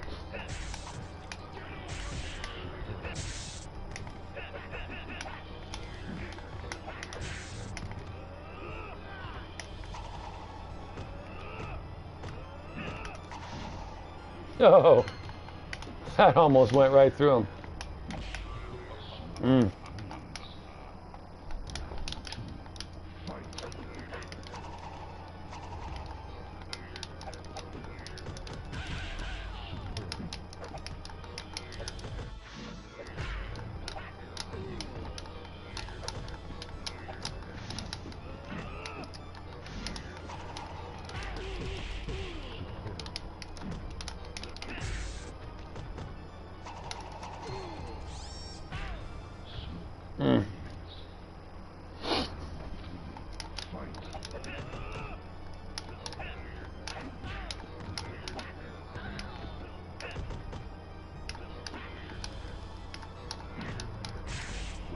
Oh, that's a good long distance uppercut. Bing bang, and the relauncher.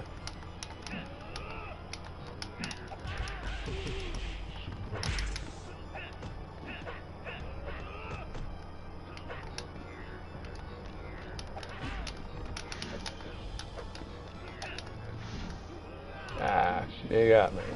There you go, Jibs. All right.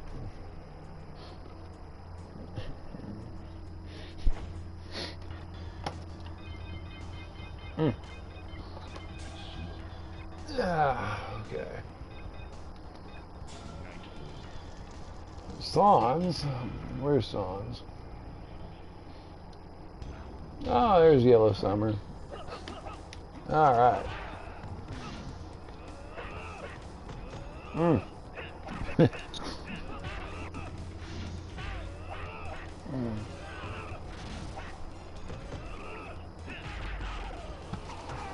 You all have the immigrant issues there. Oh yeah, seriously bad immigrant issues. Seriously, like the worst. It's, you know, if you import the third world, you become the third world. Yep, absolutely. Unfortunately, but that was blackface Trudeau who introduced all of that over 10 years ago. Little Prince, Mr. Selfie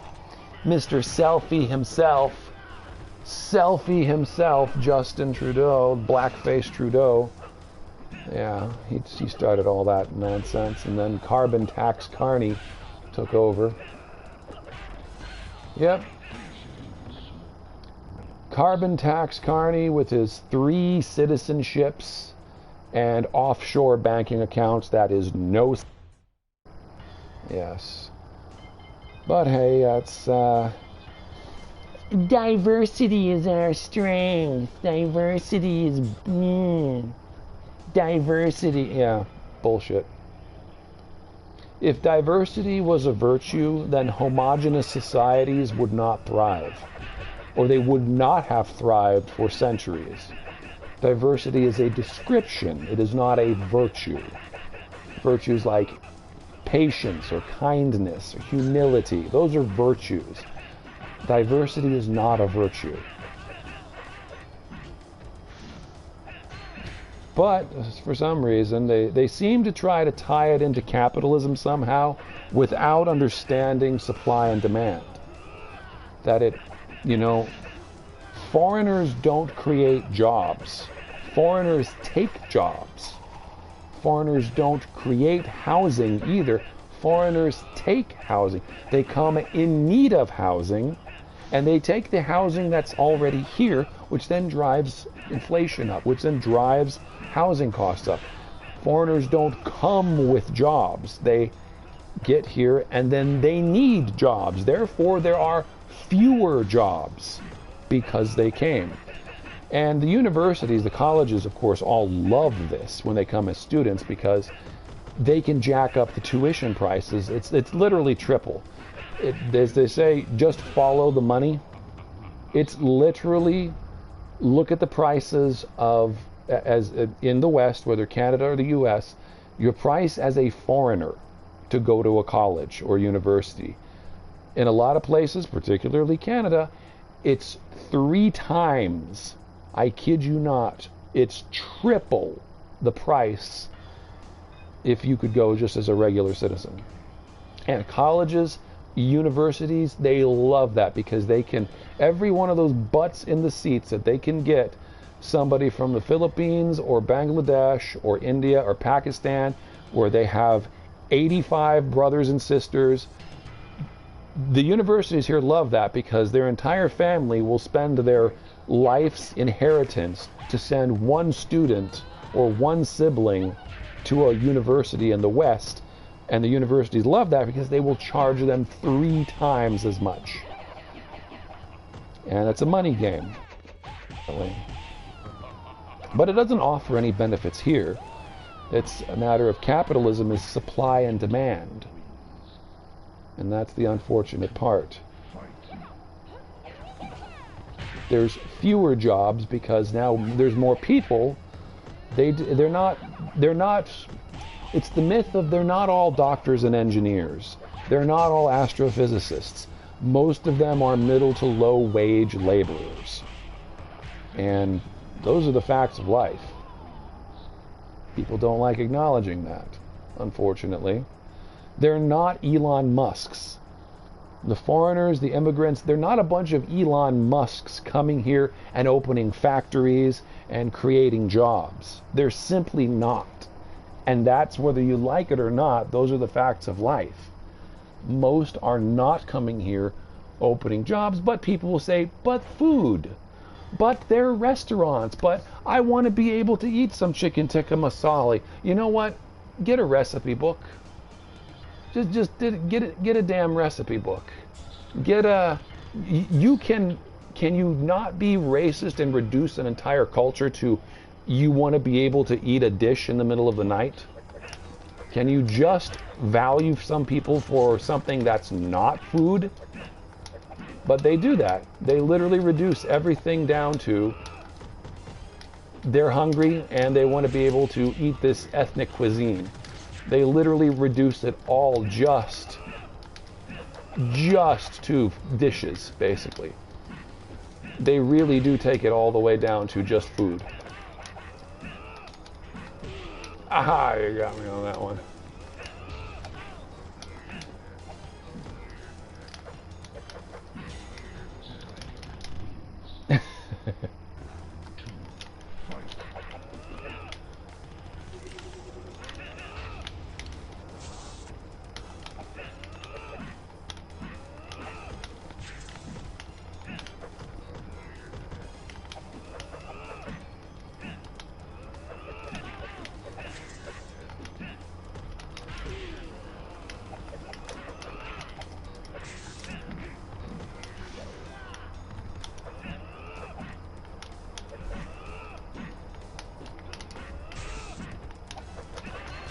I did the punching.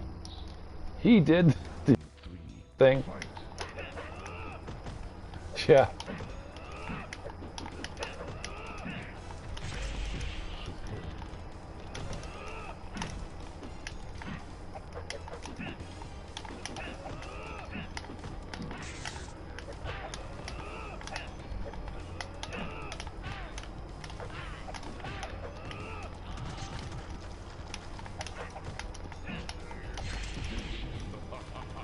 Ah, it didn't work, darn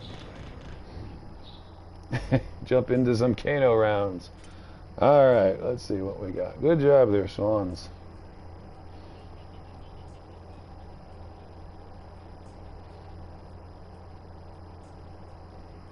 Yeah, Madness, I hear you. You know, the Branch Davidians sure would have liked some of that. Setting up your own little colonies of people? Gosh, you know, there was this cult called, the Branch Davidians, that they were all butchered and massacred for not being able to do something like that. And yet now we're having these enclaves of Mohammedans, or Muslims, or Muslims.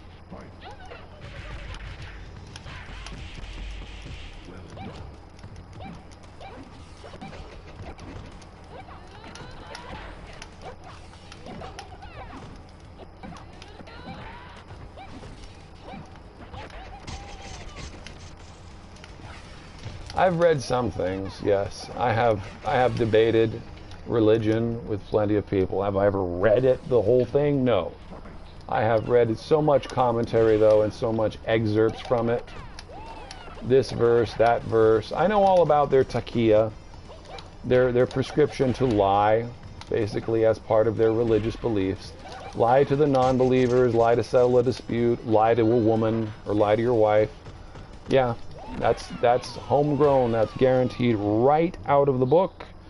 And well, he was a pretty horrible false prophet. But besides, Aisha was like 9 years old when she became a child bride. Yeah, it's pretty awful. It's pretty horrible. But yeah.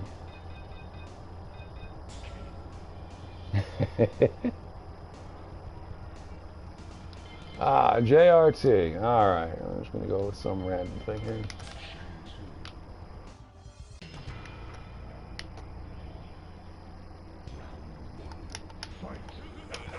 I don't have it handy, so I wouldn't quite be able to just open it up and tell you. I missed that one. I was almost going to open up the Night Wolf 8 hatchets in a row.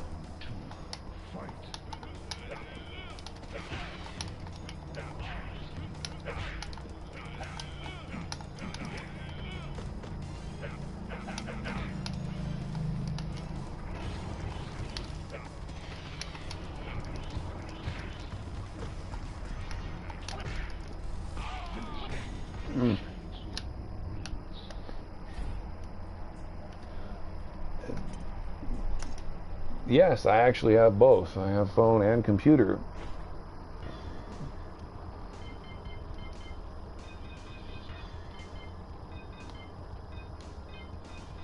What do you want to do, H7? Okay, Jibs wants to go back to smoke again. Okay, I'll go with Kabal this time. Ah.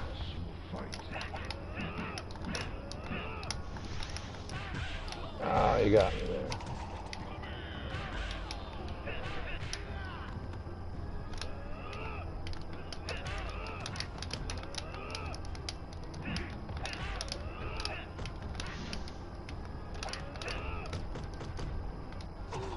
Ah. I left it open because it whiffed, of course.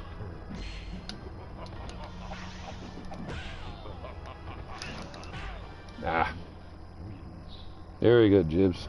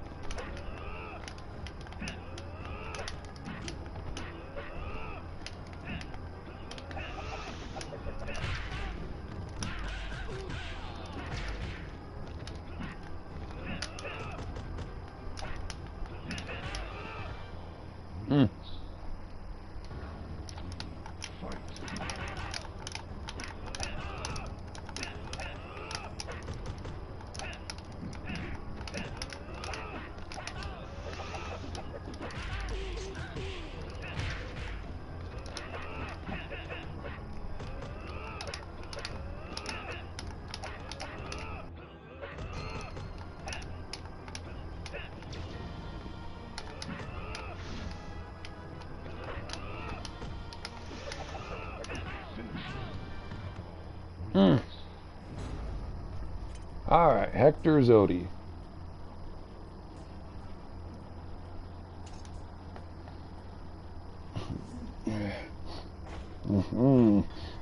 Well, JRT, tips for playing Kano. He has a really great jump kick. He's usually pretty immune from different... he's got a good jump kick. It lines up slightly differently. Always have forward, down, forward, high kick at the ready, because his upward Kano ball is an anti-air against almost any jump. But it obviously doesn't work if your opponent doesn't jump a lot.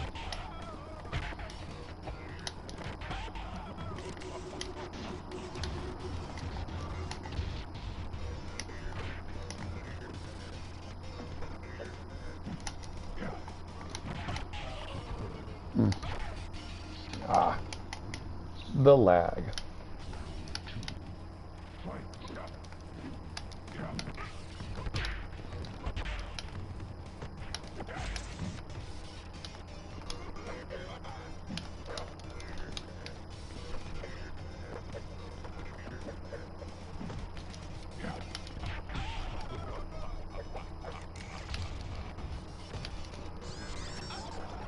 I can hardly move.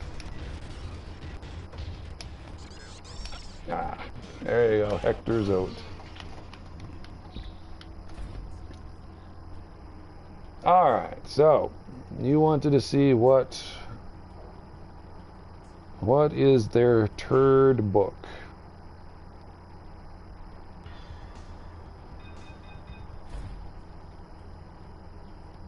What is this, one of the hadiths? To the family, huh?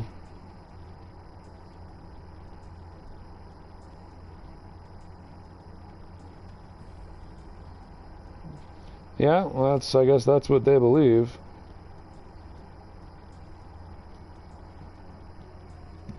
Oh man, and the game crashed. Oh, the third chapter. The third chapter of which one?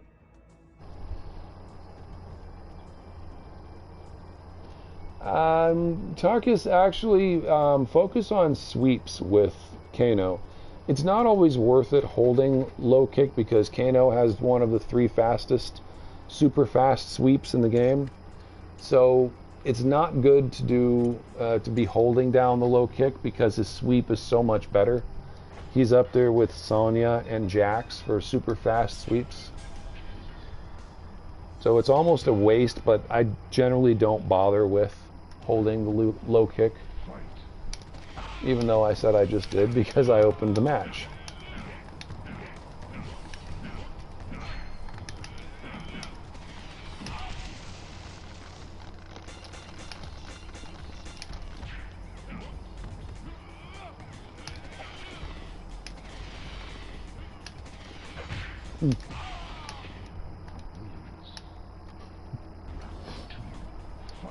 Yes, many characters have slower sweeps, but Jax, Sonya, and Kano have the fastest.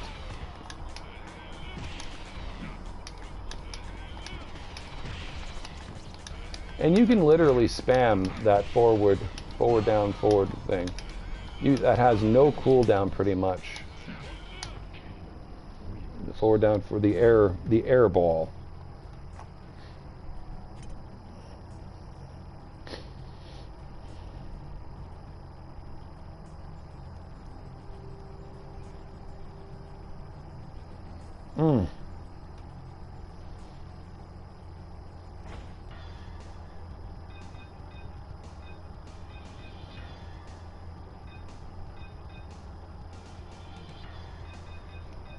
Okay, Yellow Summer.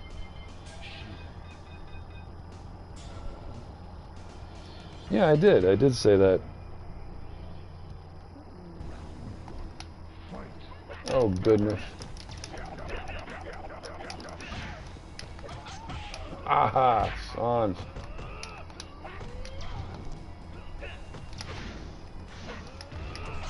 No.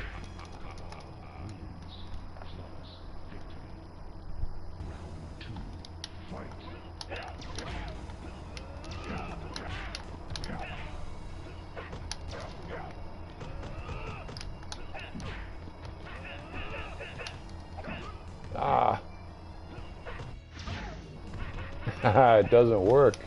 No.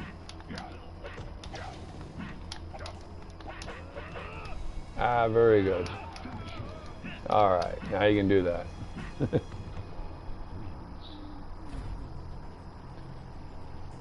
Alright. Third chapter of the Quran. I just did. That is what I just read. It's called The Family of Imran or something with 200 verses in it.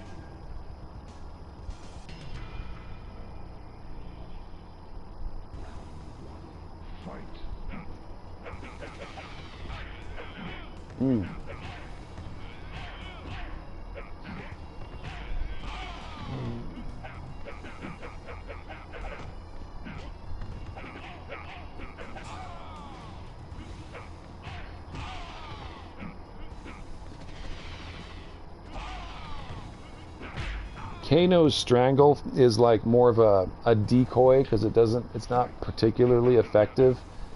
The grab and choke is more of a just a decoy. It's just something to throw them off with. It's not particularly strong. Yeah.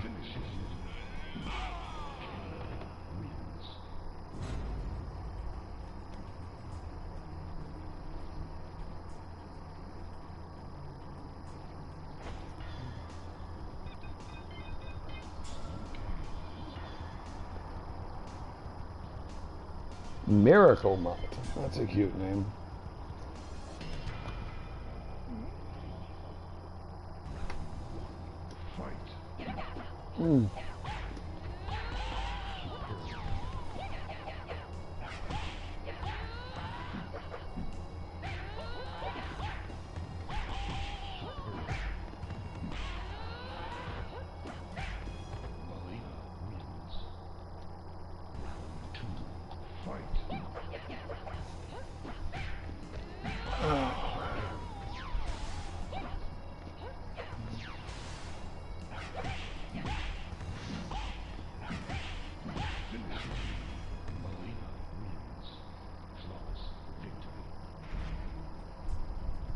The Miracle Mutt. And I cannot ready up. Nothing. As the thing ticks down and I cannot join and I cannot leave yet. Ah, he allowed me to go in. Ah, look at that. Check it out, Digital Eclipse. Your garbage worked that time.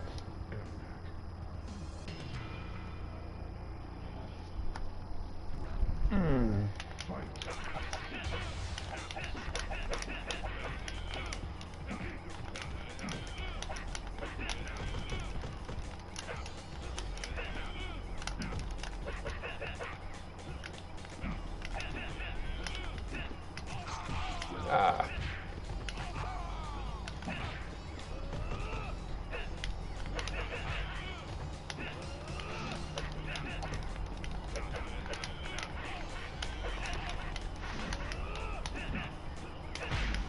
Ah.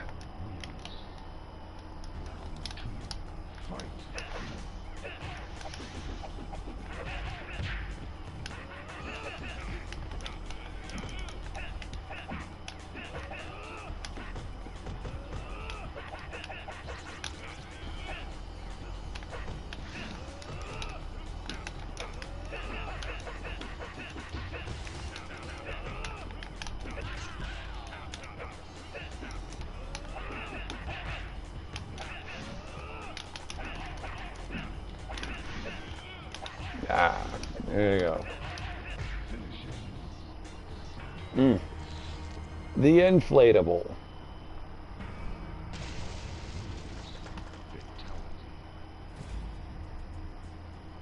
And the game crashed. Look at that, Digital Eclipse. What, you guys don't work for a living? Digital Eclipse's president, their founder, whoever's in charge of their company, is just smoking doobies in the back room. Doesn't believe in working. Ha, I got to queue up again. Oh man, the game is so broken. Ah. Gosh, those retards at Digital Eclipse.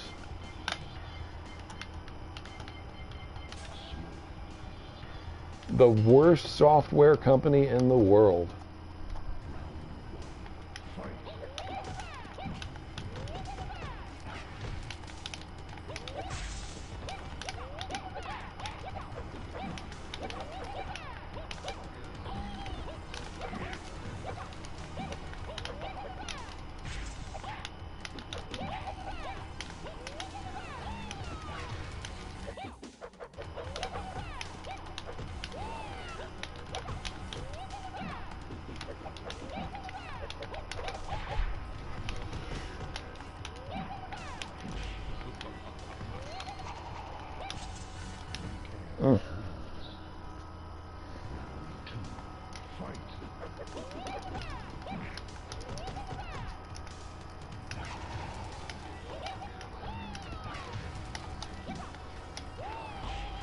Haha, you caught me.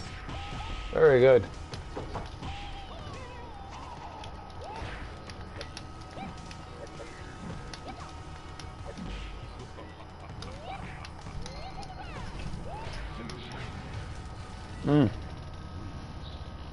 Yeah, it definitely would make them more productive. Classic ninja. Okay.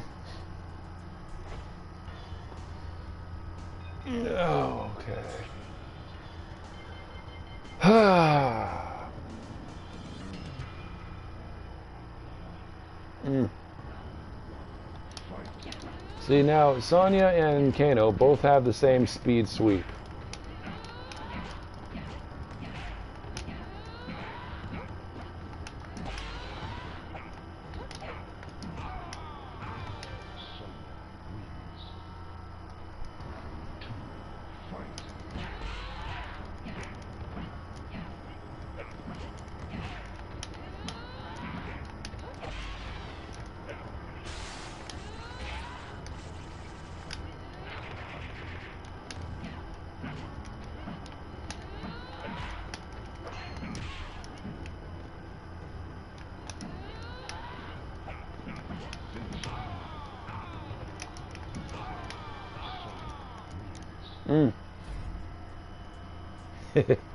Yeah.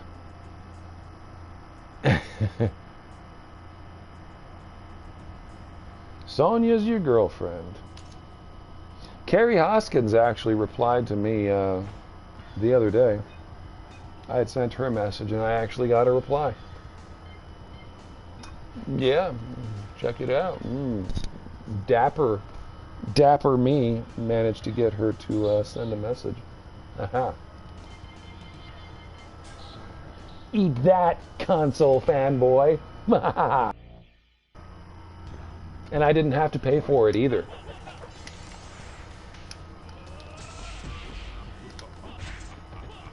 No, you can also block it, Tarkus.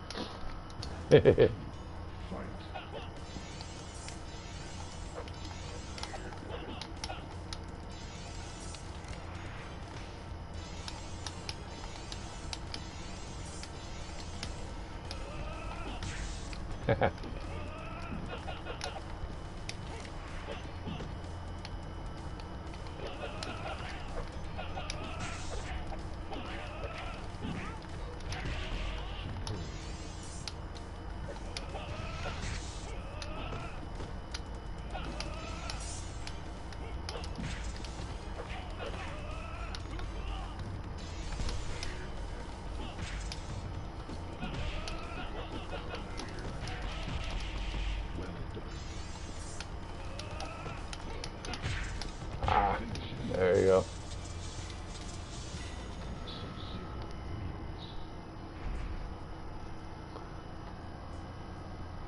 Mogesta is Unitarian Universalism.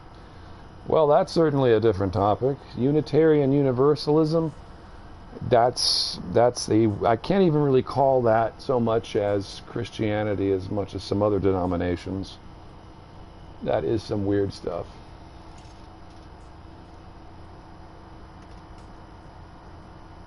When are we going to see some Japanese cartoon fighter games? I don't know of any. Do you? Network error occurred. Of course. Yeah. But yeah, you can block. You can still rush if you're not too far away from a Kano, Jax, or Sonya. As long as you can, sometimes you can rush in and do, if they're low kick combos. Sometimes that works if they're close enough, or they can get off another sweep. Sonya has a no hitbox. She has total immunity for a split second. So does Kano. Just as in the full sweep, they're in unhittable basically on the lowest part of their sweep. I'm trying to think. A lot of characters cannot hit Kano or Sonya when they're ducking. Jax can hit everybody pretty much when they're ducking with a jump kick. Trying to think of what other little strategies. You should play Split Second. His main is Kano. If you run into Split Sec, he's really good with Kano. Kano is his main character. He knows all the tricks and stuff. He will play Kano all night. No, base. I am not Episcopalian. Episcopalian is basically if you like Catholicism without being a Catholic. If you like all of the rituals, all of the bishopric, basically everything that as if it's a Catholic church without being the Catholic Church. They do all of the things as if they are Catholics, more or less, and some orthodoxy, without actually being the Orthodox Church or Eastern Orthodox or Catholics. Basically rituals minus everything else.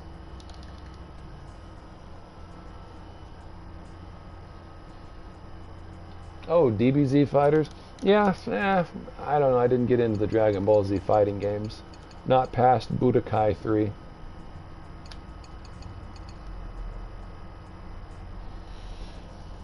Rico 1800. Rico 1800. I wonder what this guy's like. Don't have any rituals. No. There's Hayes. Oh, Dan Rhodes is getting his butt beaten by Dark Hayes. Yeah, there's Unknown Legends. I haven't seen him in a while. At least playing. He's got 12 wins in a row. Okay. Alright, let's see. I'm going to put on the game face here. Let's see if I'm going to play for real. Have some fun here playing for real.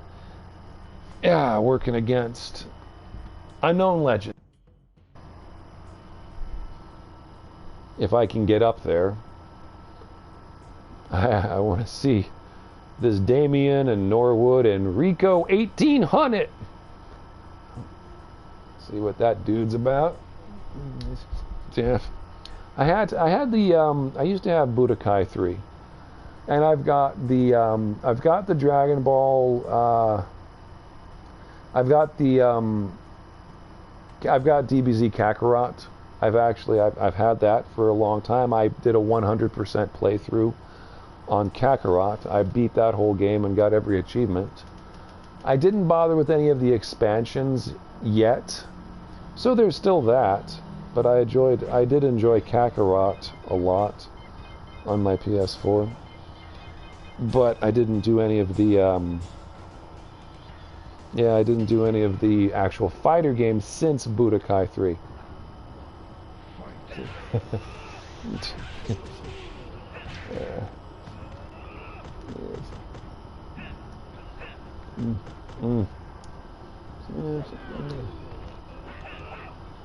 Split Sec. Sometimes he's here in my chat. Sometimes he's here.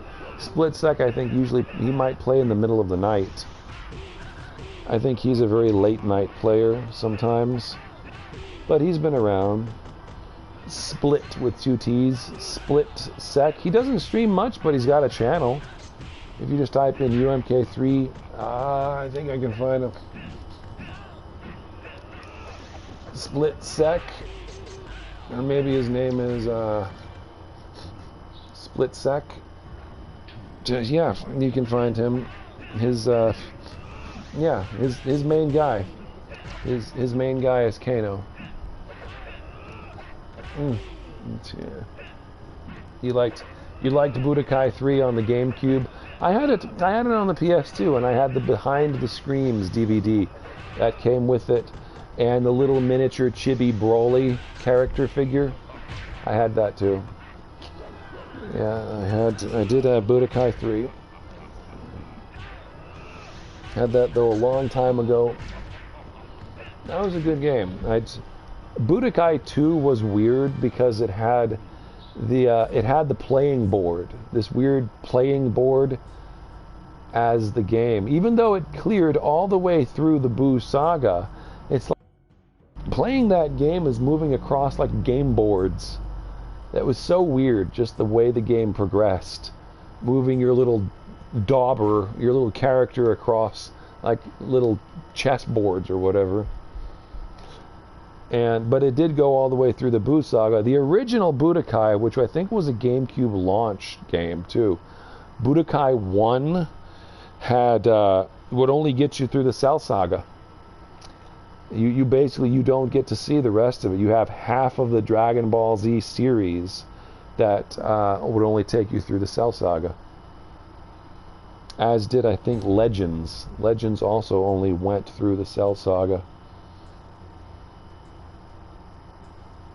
Glitch jabs for sacred players, yeah.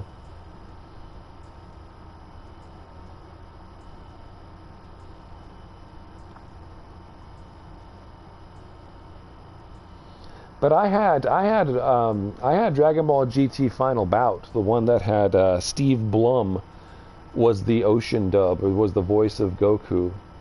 I had that on the PlayStation before I really understood what Dragon Ball Z was.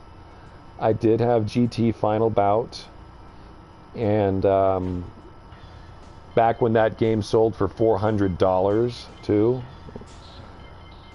I did have that before it was sold for $400. And I had Dragon Ball, I had the Japanese version. I had to get a little device to play it. The Japanese version of Ultimate Battle 22. That was a pretty fun game. Dragon Ball Z Ultimate Battle 22, which the name of the game changed if you beat the game and you unlock the secret characters. It goes from Ultimate Battle 22 to Ultimate Battle 27.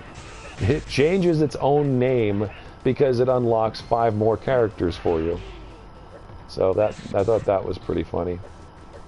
UB22 becomes UB27. But I did the English version of Ultimate Battle 22 does not have any of the cutscenes, which is why that's an inferior game. So the English version sucks. You just go with the flow of the Japanese one to get the intros and the cutscenes. But yeah, you got to go with the Japanese version of the game.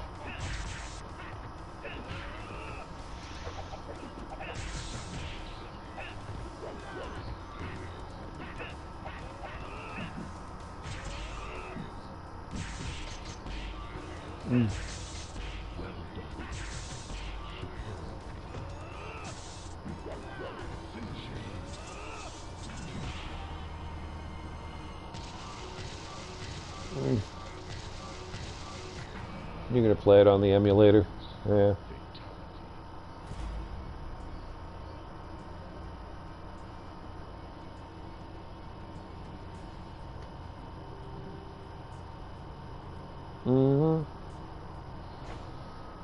Yep. Ultimate Battle was a good one.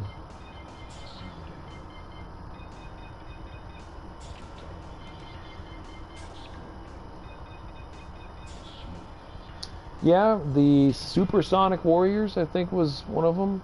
I think the Game Boy Advance ones. There were 2 games. There were 2 Game Boy Advance games of Dragon Ball Z. One sucked. And I don't think it was Supersonic Warriors. I forgot the other one. One of them, they tried to turn it into like a Street Fighter. What was that? It's not Supersonic Warriors. Supersonic Warriors was a cool game. It's the other one. Yeah. Supersonic Warriors, your ability changed depending on your placement in the fight. You could fly in every direction, but your abilities changed depending on where you were in relation to your opponent.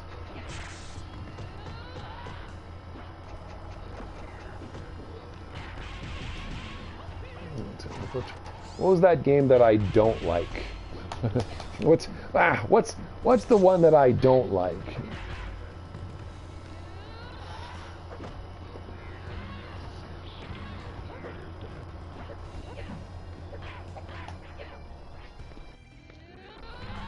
Maybe it's Taikatsu.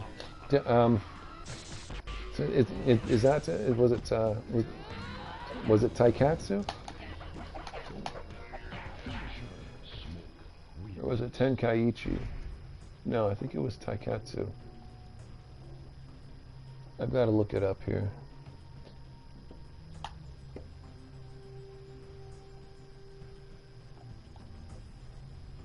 Oh, I guess it's me. But I want to know, is it Taikatsu? That's the one I remembered.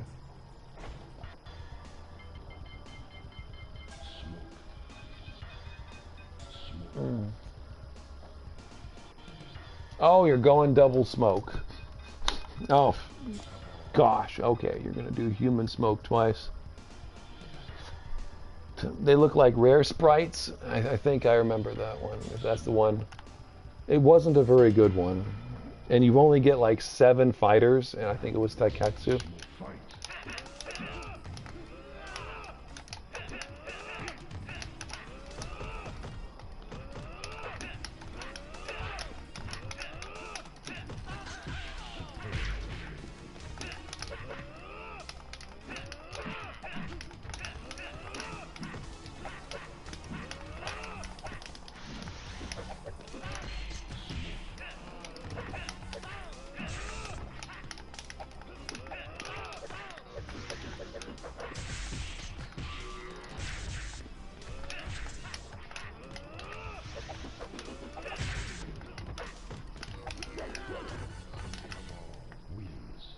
Mm.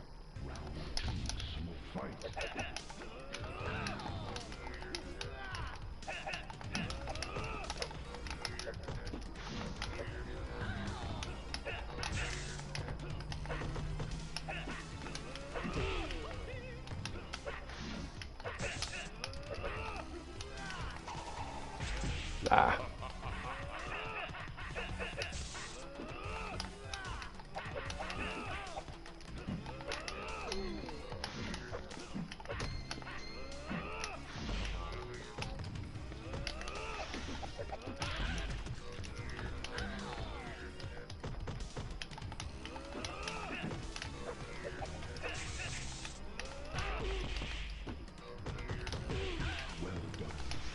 No, you got me.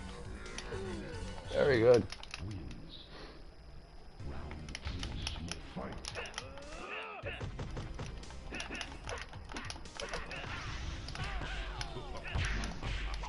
Ah, very good, man. Legends.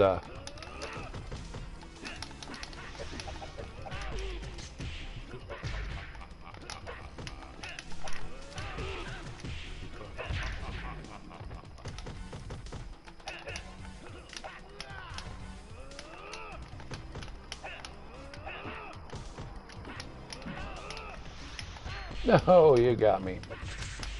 Very good.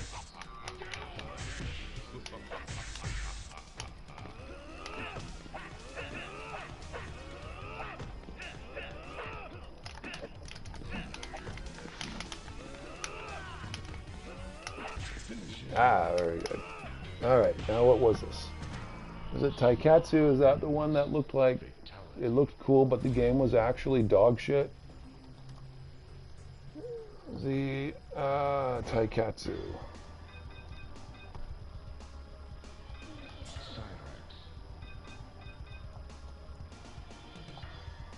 Yeah, that was the one. Yeah, you get like 7 players. Well, I was close. 4, 5. Yeah, you get. Yeah, you do. You get 7. Yeah, that's the one. Taikatsu, I would not recommend. That's the game.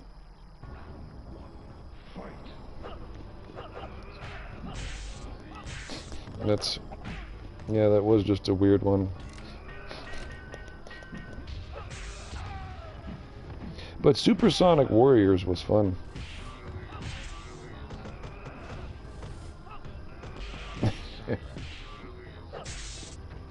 Yes. Hey, Drew. Drusus. You asked me, was Dragon Ball Z part of my childhood? No, I'm too old for that. It was part of my adulthood. Yeah, no, I was, by the time we had English, the Funimation dubs, no, I was grown. I didn't even see the ocean dubs because it didn't air in my area, so I didn't even know it was a thing. I had heard of it though. There were guys on Xband who liked Dragon Ball Z, but they got it in Japanese or the ocean dub, and yeah, they were. I was like, "What is this game? What? I mean, not game. What is this anime? What is Dragon Balls? What is that, like a play on words? What are you doing, man? Are you just dragging your balls? What is this? Like, no, man, this is great anime." There were guys on Xband. There was a guy, his name was Gogeta. And another guy, his name actually was Dragon Balls. And I'm like, Dragon Balls? Are you dragging your balls? Like, what is this? That was my introduction to Dragon Ball Z.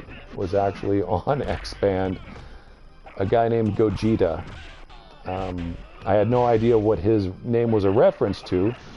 I thought it was like, your name is Go-Getta? Are you just a go-getter? That's seriously what I thought the guy's name was. I thought it was Go-Getta. Like, he's a real go-getter. But no, that was an Xband player named Gogeta, which I did not know that's how to pronounce it either. Yeah. Yeah, when they fuse. But yeah, I really thought it was a go-getter. He's just a real go-getter of a guy. But no, I had no idea. That was my introduction to Dragon Ball Z.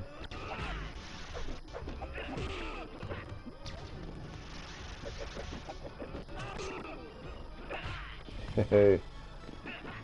Ah, yeah.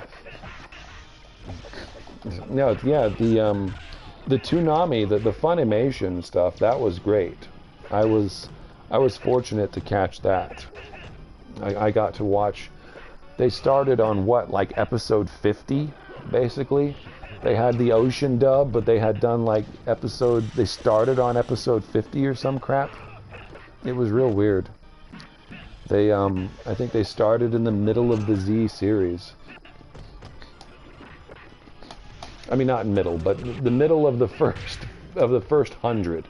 I know they did like 290 episodes, but they jumped in at episode 50. Something like that.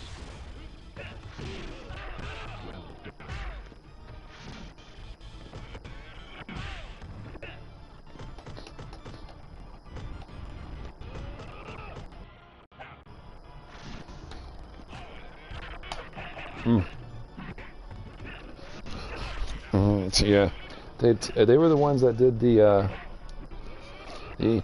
it's over 9,000. What?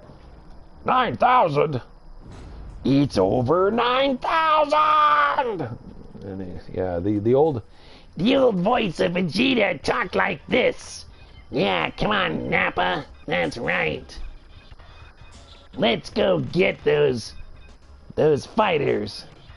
I'm gonna plant a Cyberman. Those were some rough voices. Even when Christopher Sabat started on early as Vegeta, he still had this high-pitched, scratchy voice. Early Funimation Toonami dubbing still, he talked like this as you know, I don't believe it, they've summoned the dragon. And Piccolo's voice was just rumbling like kind of like you do Hulk Hogan and Randy Savage. This is the voice of Piccolo. It's super deep and gravelly. And then eventually they kind of honed their voices into their characters. Yamcha always just talked like this. Like, yeah, this was always Yamcha's voice. He's like, yeah, guys, whoa, like my girlfriend Bulma. Bulma's my girl. Yeah, I liked it when it was, yeah, Tiffany Volma, or Tiffany Volmer was the voice of Bulma. We're never gonna break up. I'm like, cool, I've got my Wolf Fang fist. His voice was the same to the whole thing. But eventually, Vegeta's voice became deeper and raspier, kind of after the Frieza saga on Namek. And then Piccolo's voice just got deep. It lost all of the rumble with it. It lost all of the growling as Piccolo. And it just became just a regular deep voice. When he became the stepfather of Gohan, it's just as deep voice as Piccolo. Deep voice growling, deep voice rumbling. And then by Dragon Ball Super, it's like they've got the same voice. Towards the end of Super, it's like, you don't have the raspy of Vegeta anymore. I'm Vegeta. I'm Christopher Sabat. I'm just giving up putting any inflection at all in Vegeta's voice, because I'm just going to do Vegeta the exact same way I do Piccolo. There's like no difference. You can't tell anymore if he's talking as Vegeta or if he's talking as Piccolo, because Christopher Sabat just totally threw in the towel and stopped trying to differentiate between those two voices. Yeah, well, if you can sound like Christopher Sabat, there you go. You got 3 characters: Yamcha, Vegeta, and Piccolo. He does all 3 of them. He does a couple of other voices too, but yeah.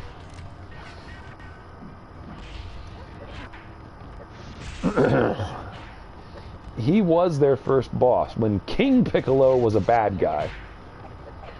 And it was just raw Piccolo. Grr. Yeah.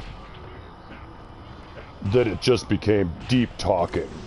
That's it. Piccolo just became this deep voice. And that's the guy that we've always recognized as Piccolo. Just kind of deep and broody and just sullen.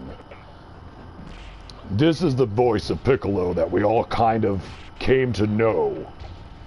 But now he doesn't put any effort at all in it, so Vegeta and Piccolo talk exactly the same now. Or maybe Christopher Sabat just totally lost his vocal cords. Yeah. I've noticed it. My wife and I have been to the Dragon Ball Super movies. She's very familiar with the series as well. The Dragon Ball Z series, and she kind of sees some things about Super. But we've been to the theaters, we've seen the movies.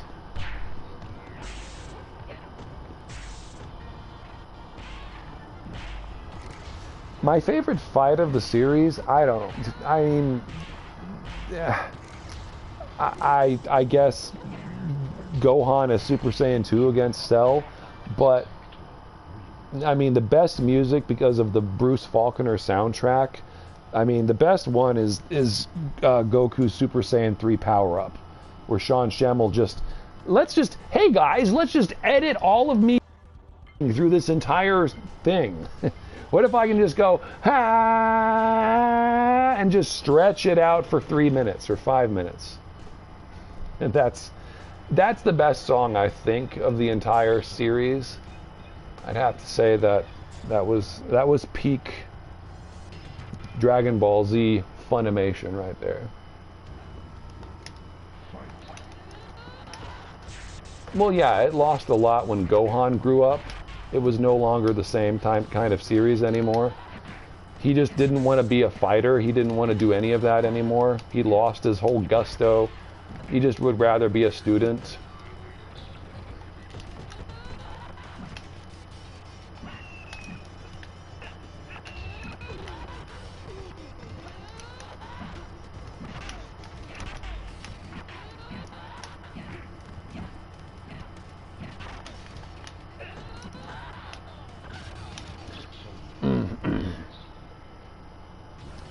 He just would rather be a student.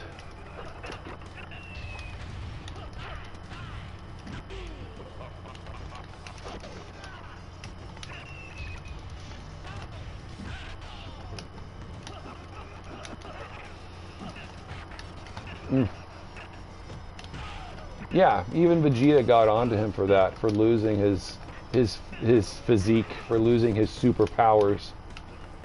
Yeah.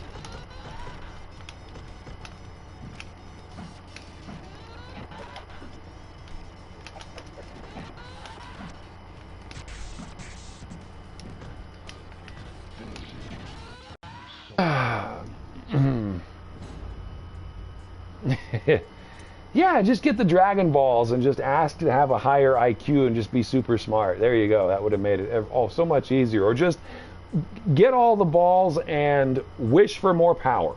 There you go. That's something they also could have just done in the series. Yeah, I know, Madness.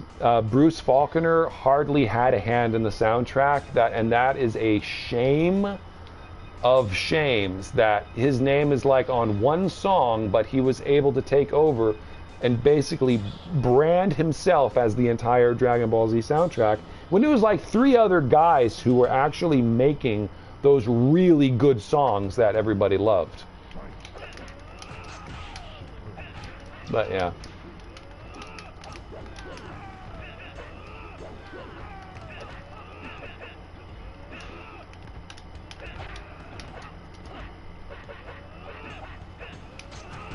Mm.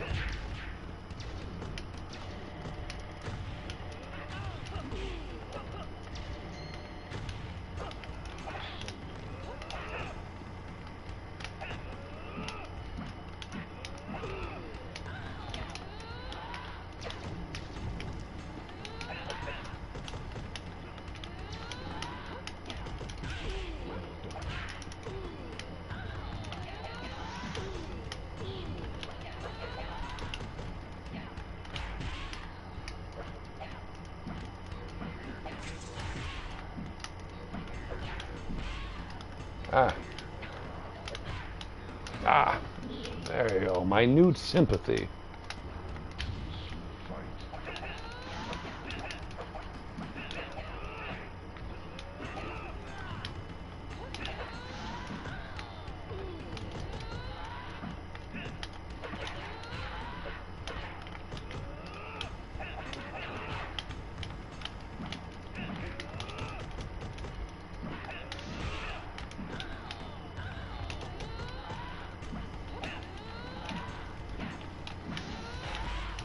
It caught me.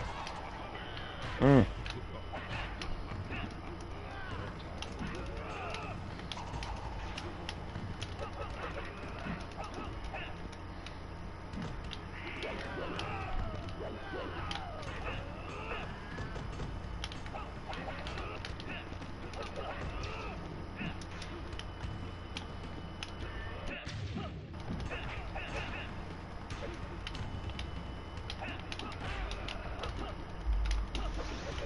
You got me.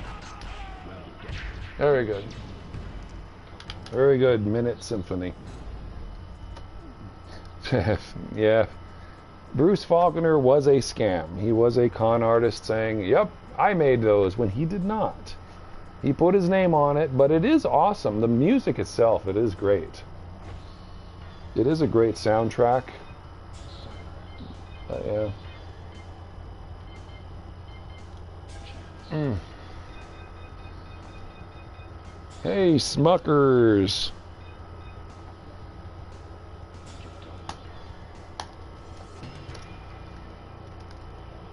Yeah.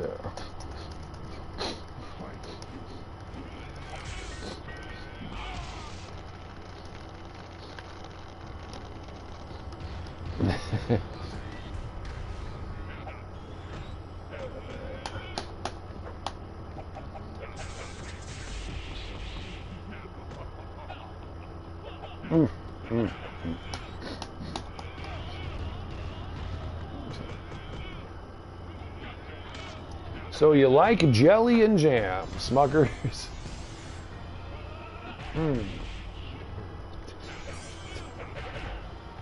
The power is yours. The Captain Planet voice.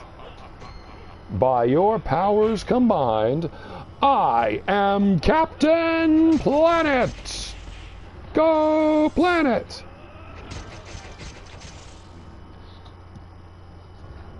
I used to think that chick who did the villain was pretty hot. The what was her name? She was played by Meg Ryan.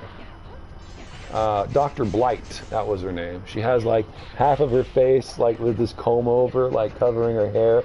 I always thought Dr. Blight was hot. Played by Meg Ryan. Yeah. I wanted Dr. Blight to win, and I wanted more episodes of Dr. Blight. No, he had, what was it? Planet? No, it wasn't Duke Nukem. It was like Nuke something or other. He looked like the Thing, but he had like a red mohawk and green or yellow skin all over. He was like irradiated, like radioactive man. But yeah, I can't remember what the character's name was. But yeah, there was a radiation character, which is really strange because nuclear power is extremely safe, and I mean it's much more efficient with generating power and better for the environment, except when you have to dispose of the waste eventually. Then you got to lock it away in big concrete vaults underneath. But it's still extremely efficient, extremely safe when protocols and procedures are followed. Unfortunately, most safety protocols are written by blood, but it is extremely efficient. It generates a massive amount of power and is very reliable. There's a lot of boogeyman that people are afraid of when it comes to nuclear power, when it's one of the best things that America has. And it does not, I mean, the other byproduct is steam. It's water vapor. And it's not as bad as oil or coal power plants. That's still like 60% of the power in North America.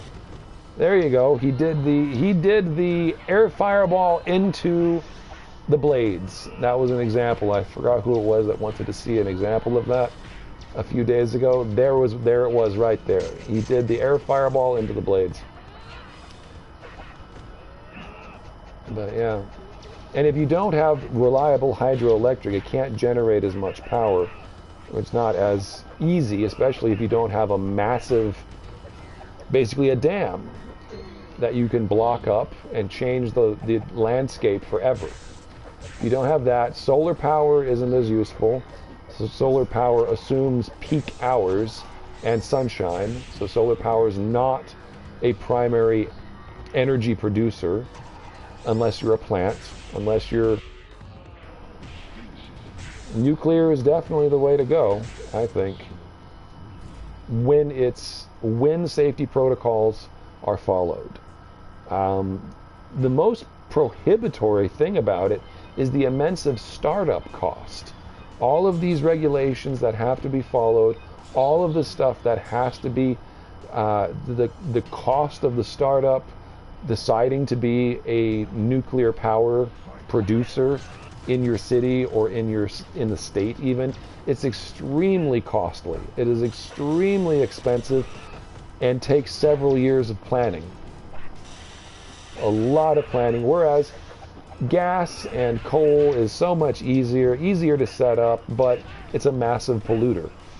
It is an absolute mass polluter, gas and coal. But which Tesla cars, I mean electric cars, you're really driving a coal-powered car for the most part of the country. Not in Canada, and then it's mostly a hydroelectric power car. But in a lot of places, especially even in Mexico, you're driving a coal-powered car. That electricity is coming from coal power plants. Not in Canada, though.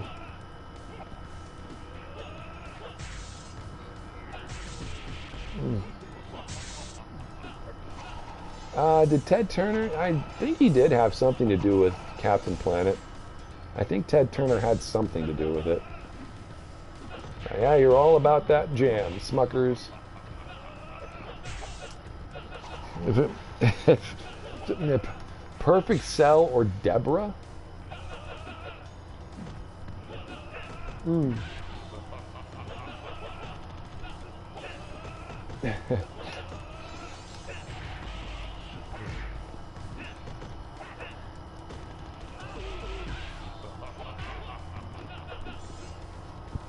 Deborah. Did you mean Deborah? Deborah was in the Boo Saga. Deborah was that Demon King guy who was under the Bobbity's power. I was thinking, Deborah, is this from another? Are we crisscrossing Japanese stories, anime or games or something? Is this a Persona crossover? No, I don't know. I'd say Cell would definitely beat Deborah because Deborah was not that difficult. Yeah, I don't think he was that big of a threat for them later on. Cell had planet-destroying power. Actually, Frieza had planet-destroying power. Deborah did not seem to have planet-busting power. So, I'd say definitely Cell would win that one.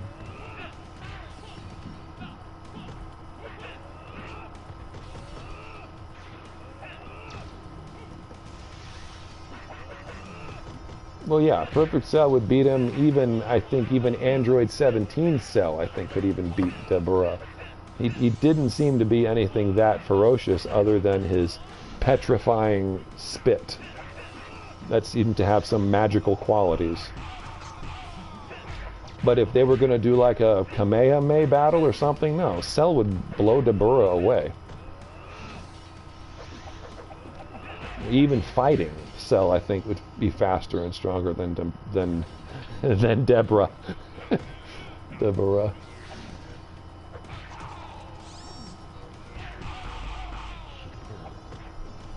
Yeah, that makes sense. Beautiful Madness. Because Gohan had atrophied. He had gotten much weaker from not training for those 7 years from the end of the Cell Saga. He basically had stopped training and could struggle to get to even just Super Saiyan 1. But, yeah. I never understood why when they made a Mystic Gohan, why he lost his Super Saiyan look about it. I don't know why when the Elder Kai did that. He unleashed his potential again. Guru had already unleashed his potential back in the Frieza saga. So then Elder Kai did his, 5 hours Shaka Shaka dance, doing his little dance around Gohan. I don't know why he lost his ability to go. Like, that's your unlocked, your full potential. You should still be able to go do something. Instead, he gets little blue lightnings around him. I don't know why. That part of the canon does not completely make sense with the rest of the Dragon Ball Z story. Why he could just go maximum power, full blast instantly, and yet he forgets how to do that, of course, later on, which we see in later episodes, and we see into Super. He completely forgets how to do that too in Super. But yeah. Yeah.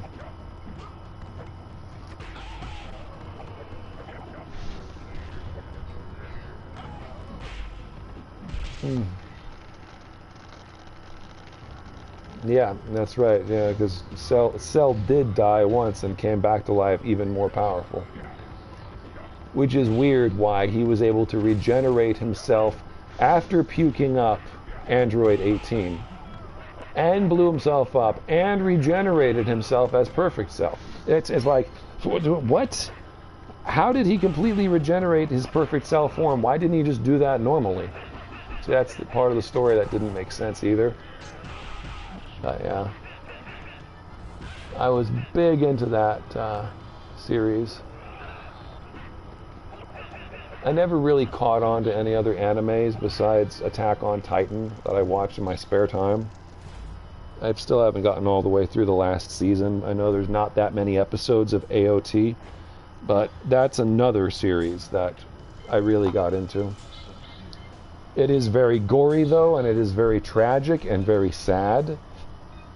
I remembered the other day when I was talking about that anime that shows you this character, 15-year-old prostitutes in Tokyo. It's called Nana. I remembered the name. It just came back to me. Nana and Nana.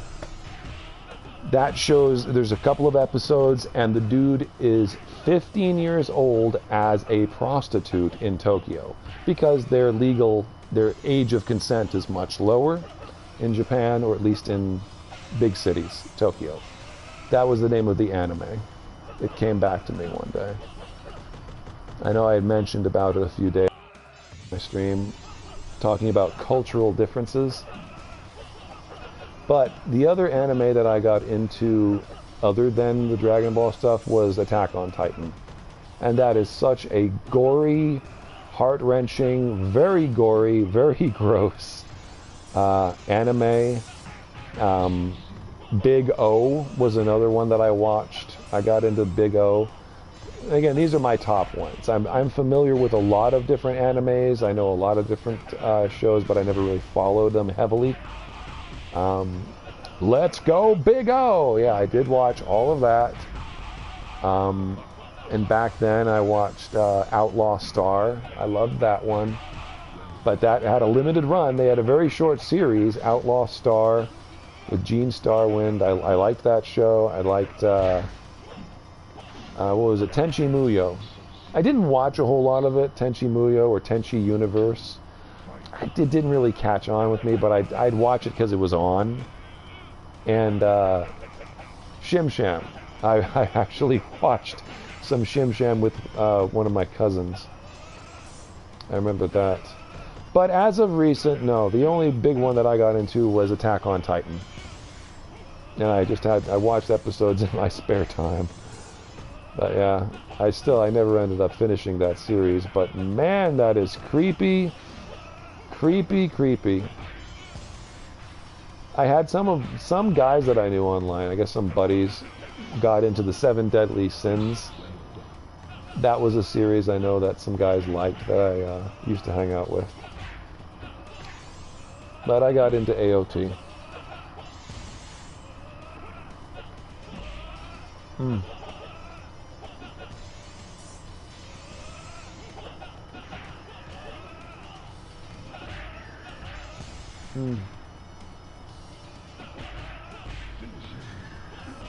Goku's new outfit was a sign that he became the destroyer, and having dark hair is his peak without having to charge up. Oh, it's Shao Vicious again. Oh man, I'll have some fun with this one before I wrap this up. Oh yeah, Berserker. Yeah, Guts, if you happen to know some of those characters. Yeah, Guts. Yeah. And the dang thing froze. Geothermal power, I'll have to come back to that some other time, but that's you've got to kind of have some activity near an active volcano really to utilize geothermal power. I'm not really sure. That's not one that I've explored much or looked much into. But it has to relate to volcanoes though, right? I think that's what they do in Iceland. I guess I won't be able to play Mr. Spin here.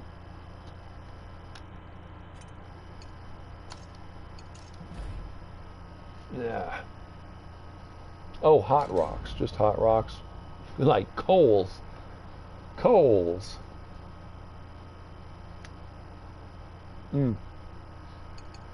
See if I can get back in there with Shellfishes. With, what's his face?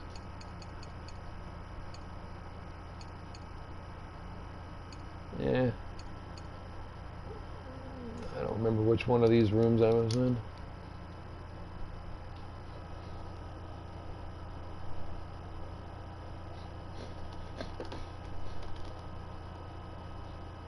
It was with, great MK Legacy was in there. Okay. Yeah, this is the right one, but nope. Okay, nobody can get in. Or maybe they're playing.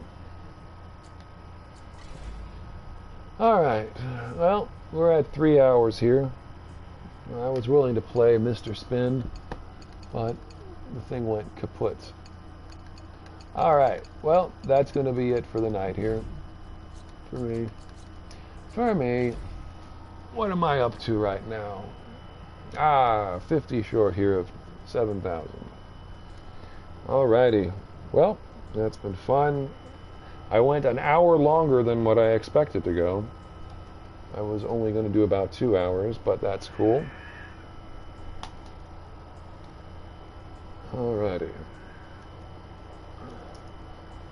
Alrighty, folks. That's a wrap.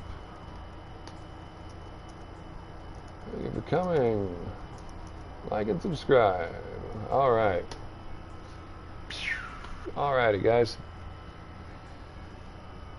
Probably I might get to 7,000 the next time. Alright, have a good evening.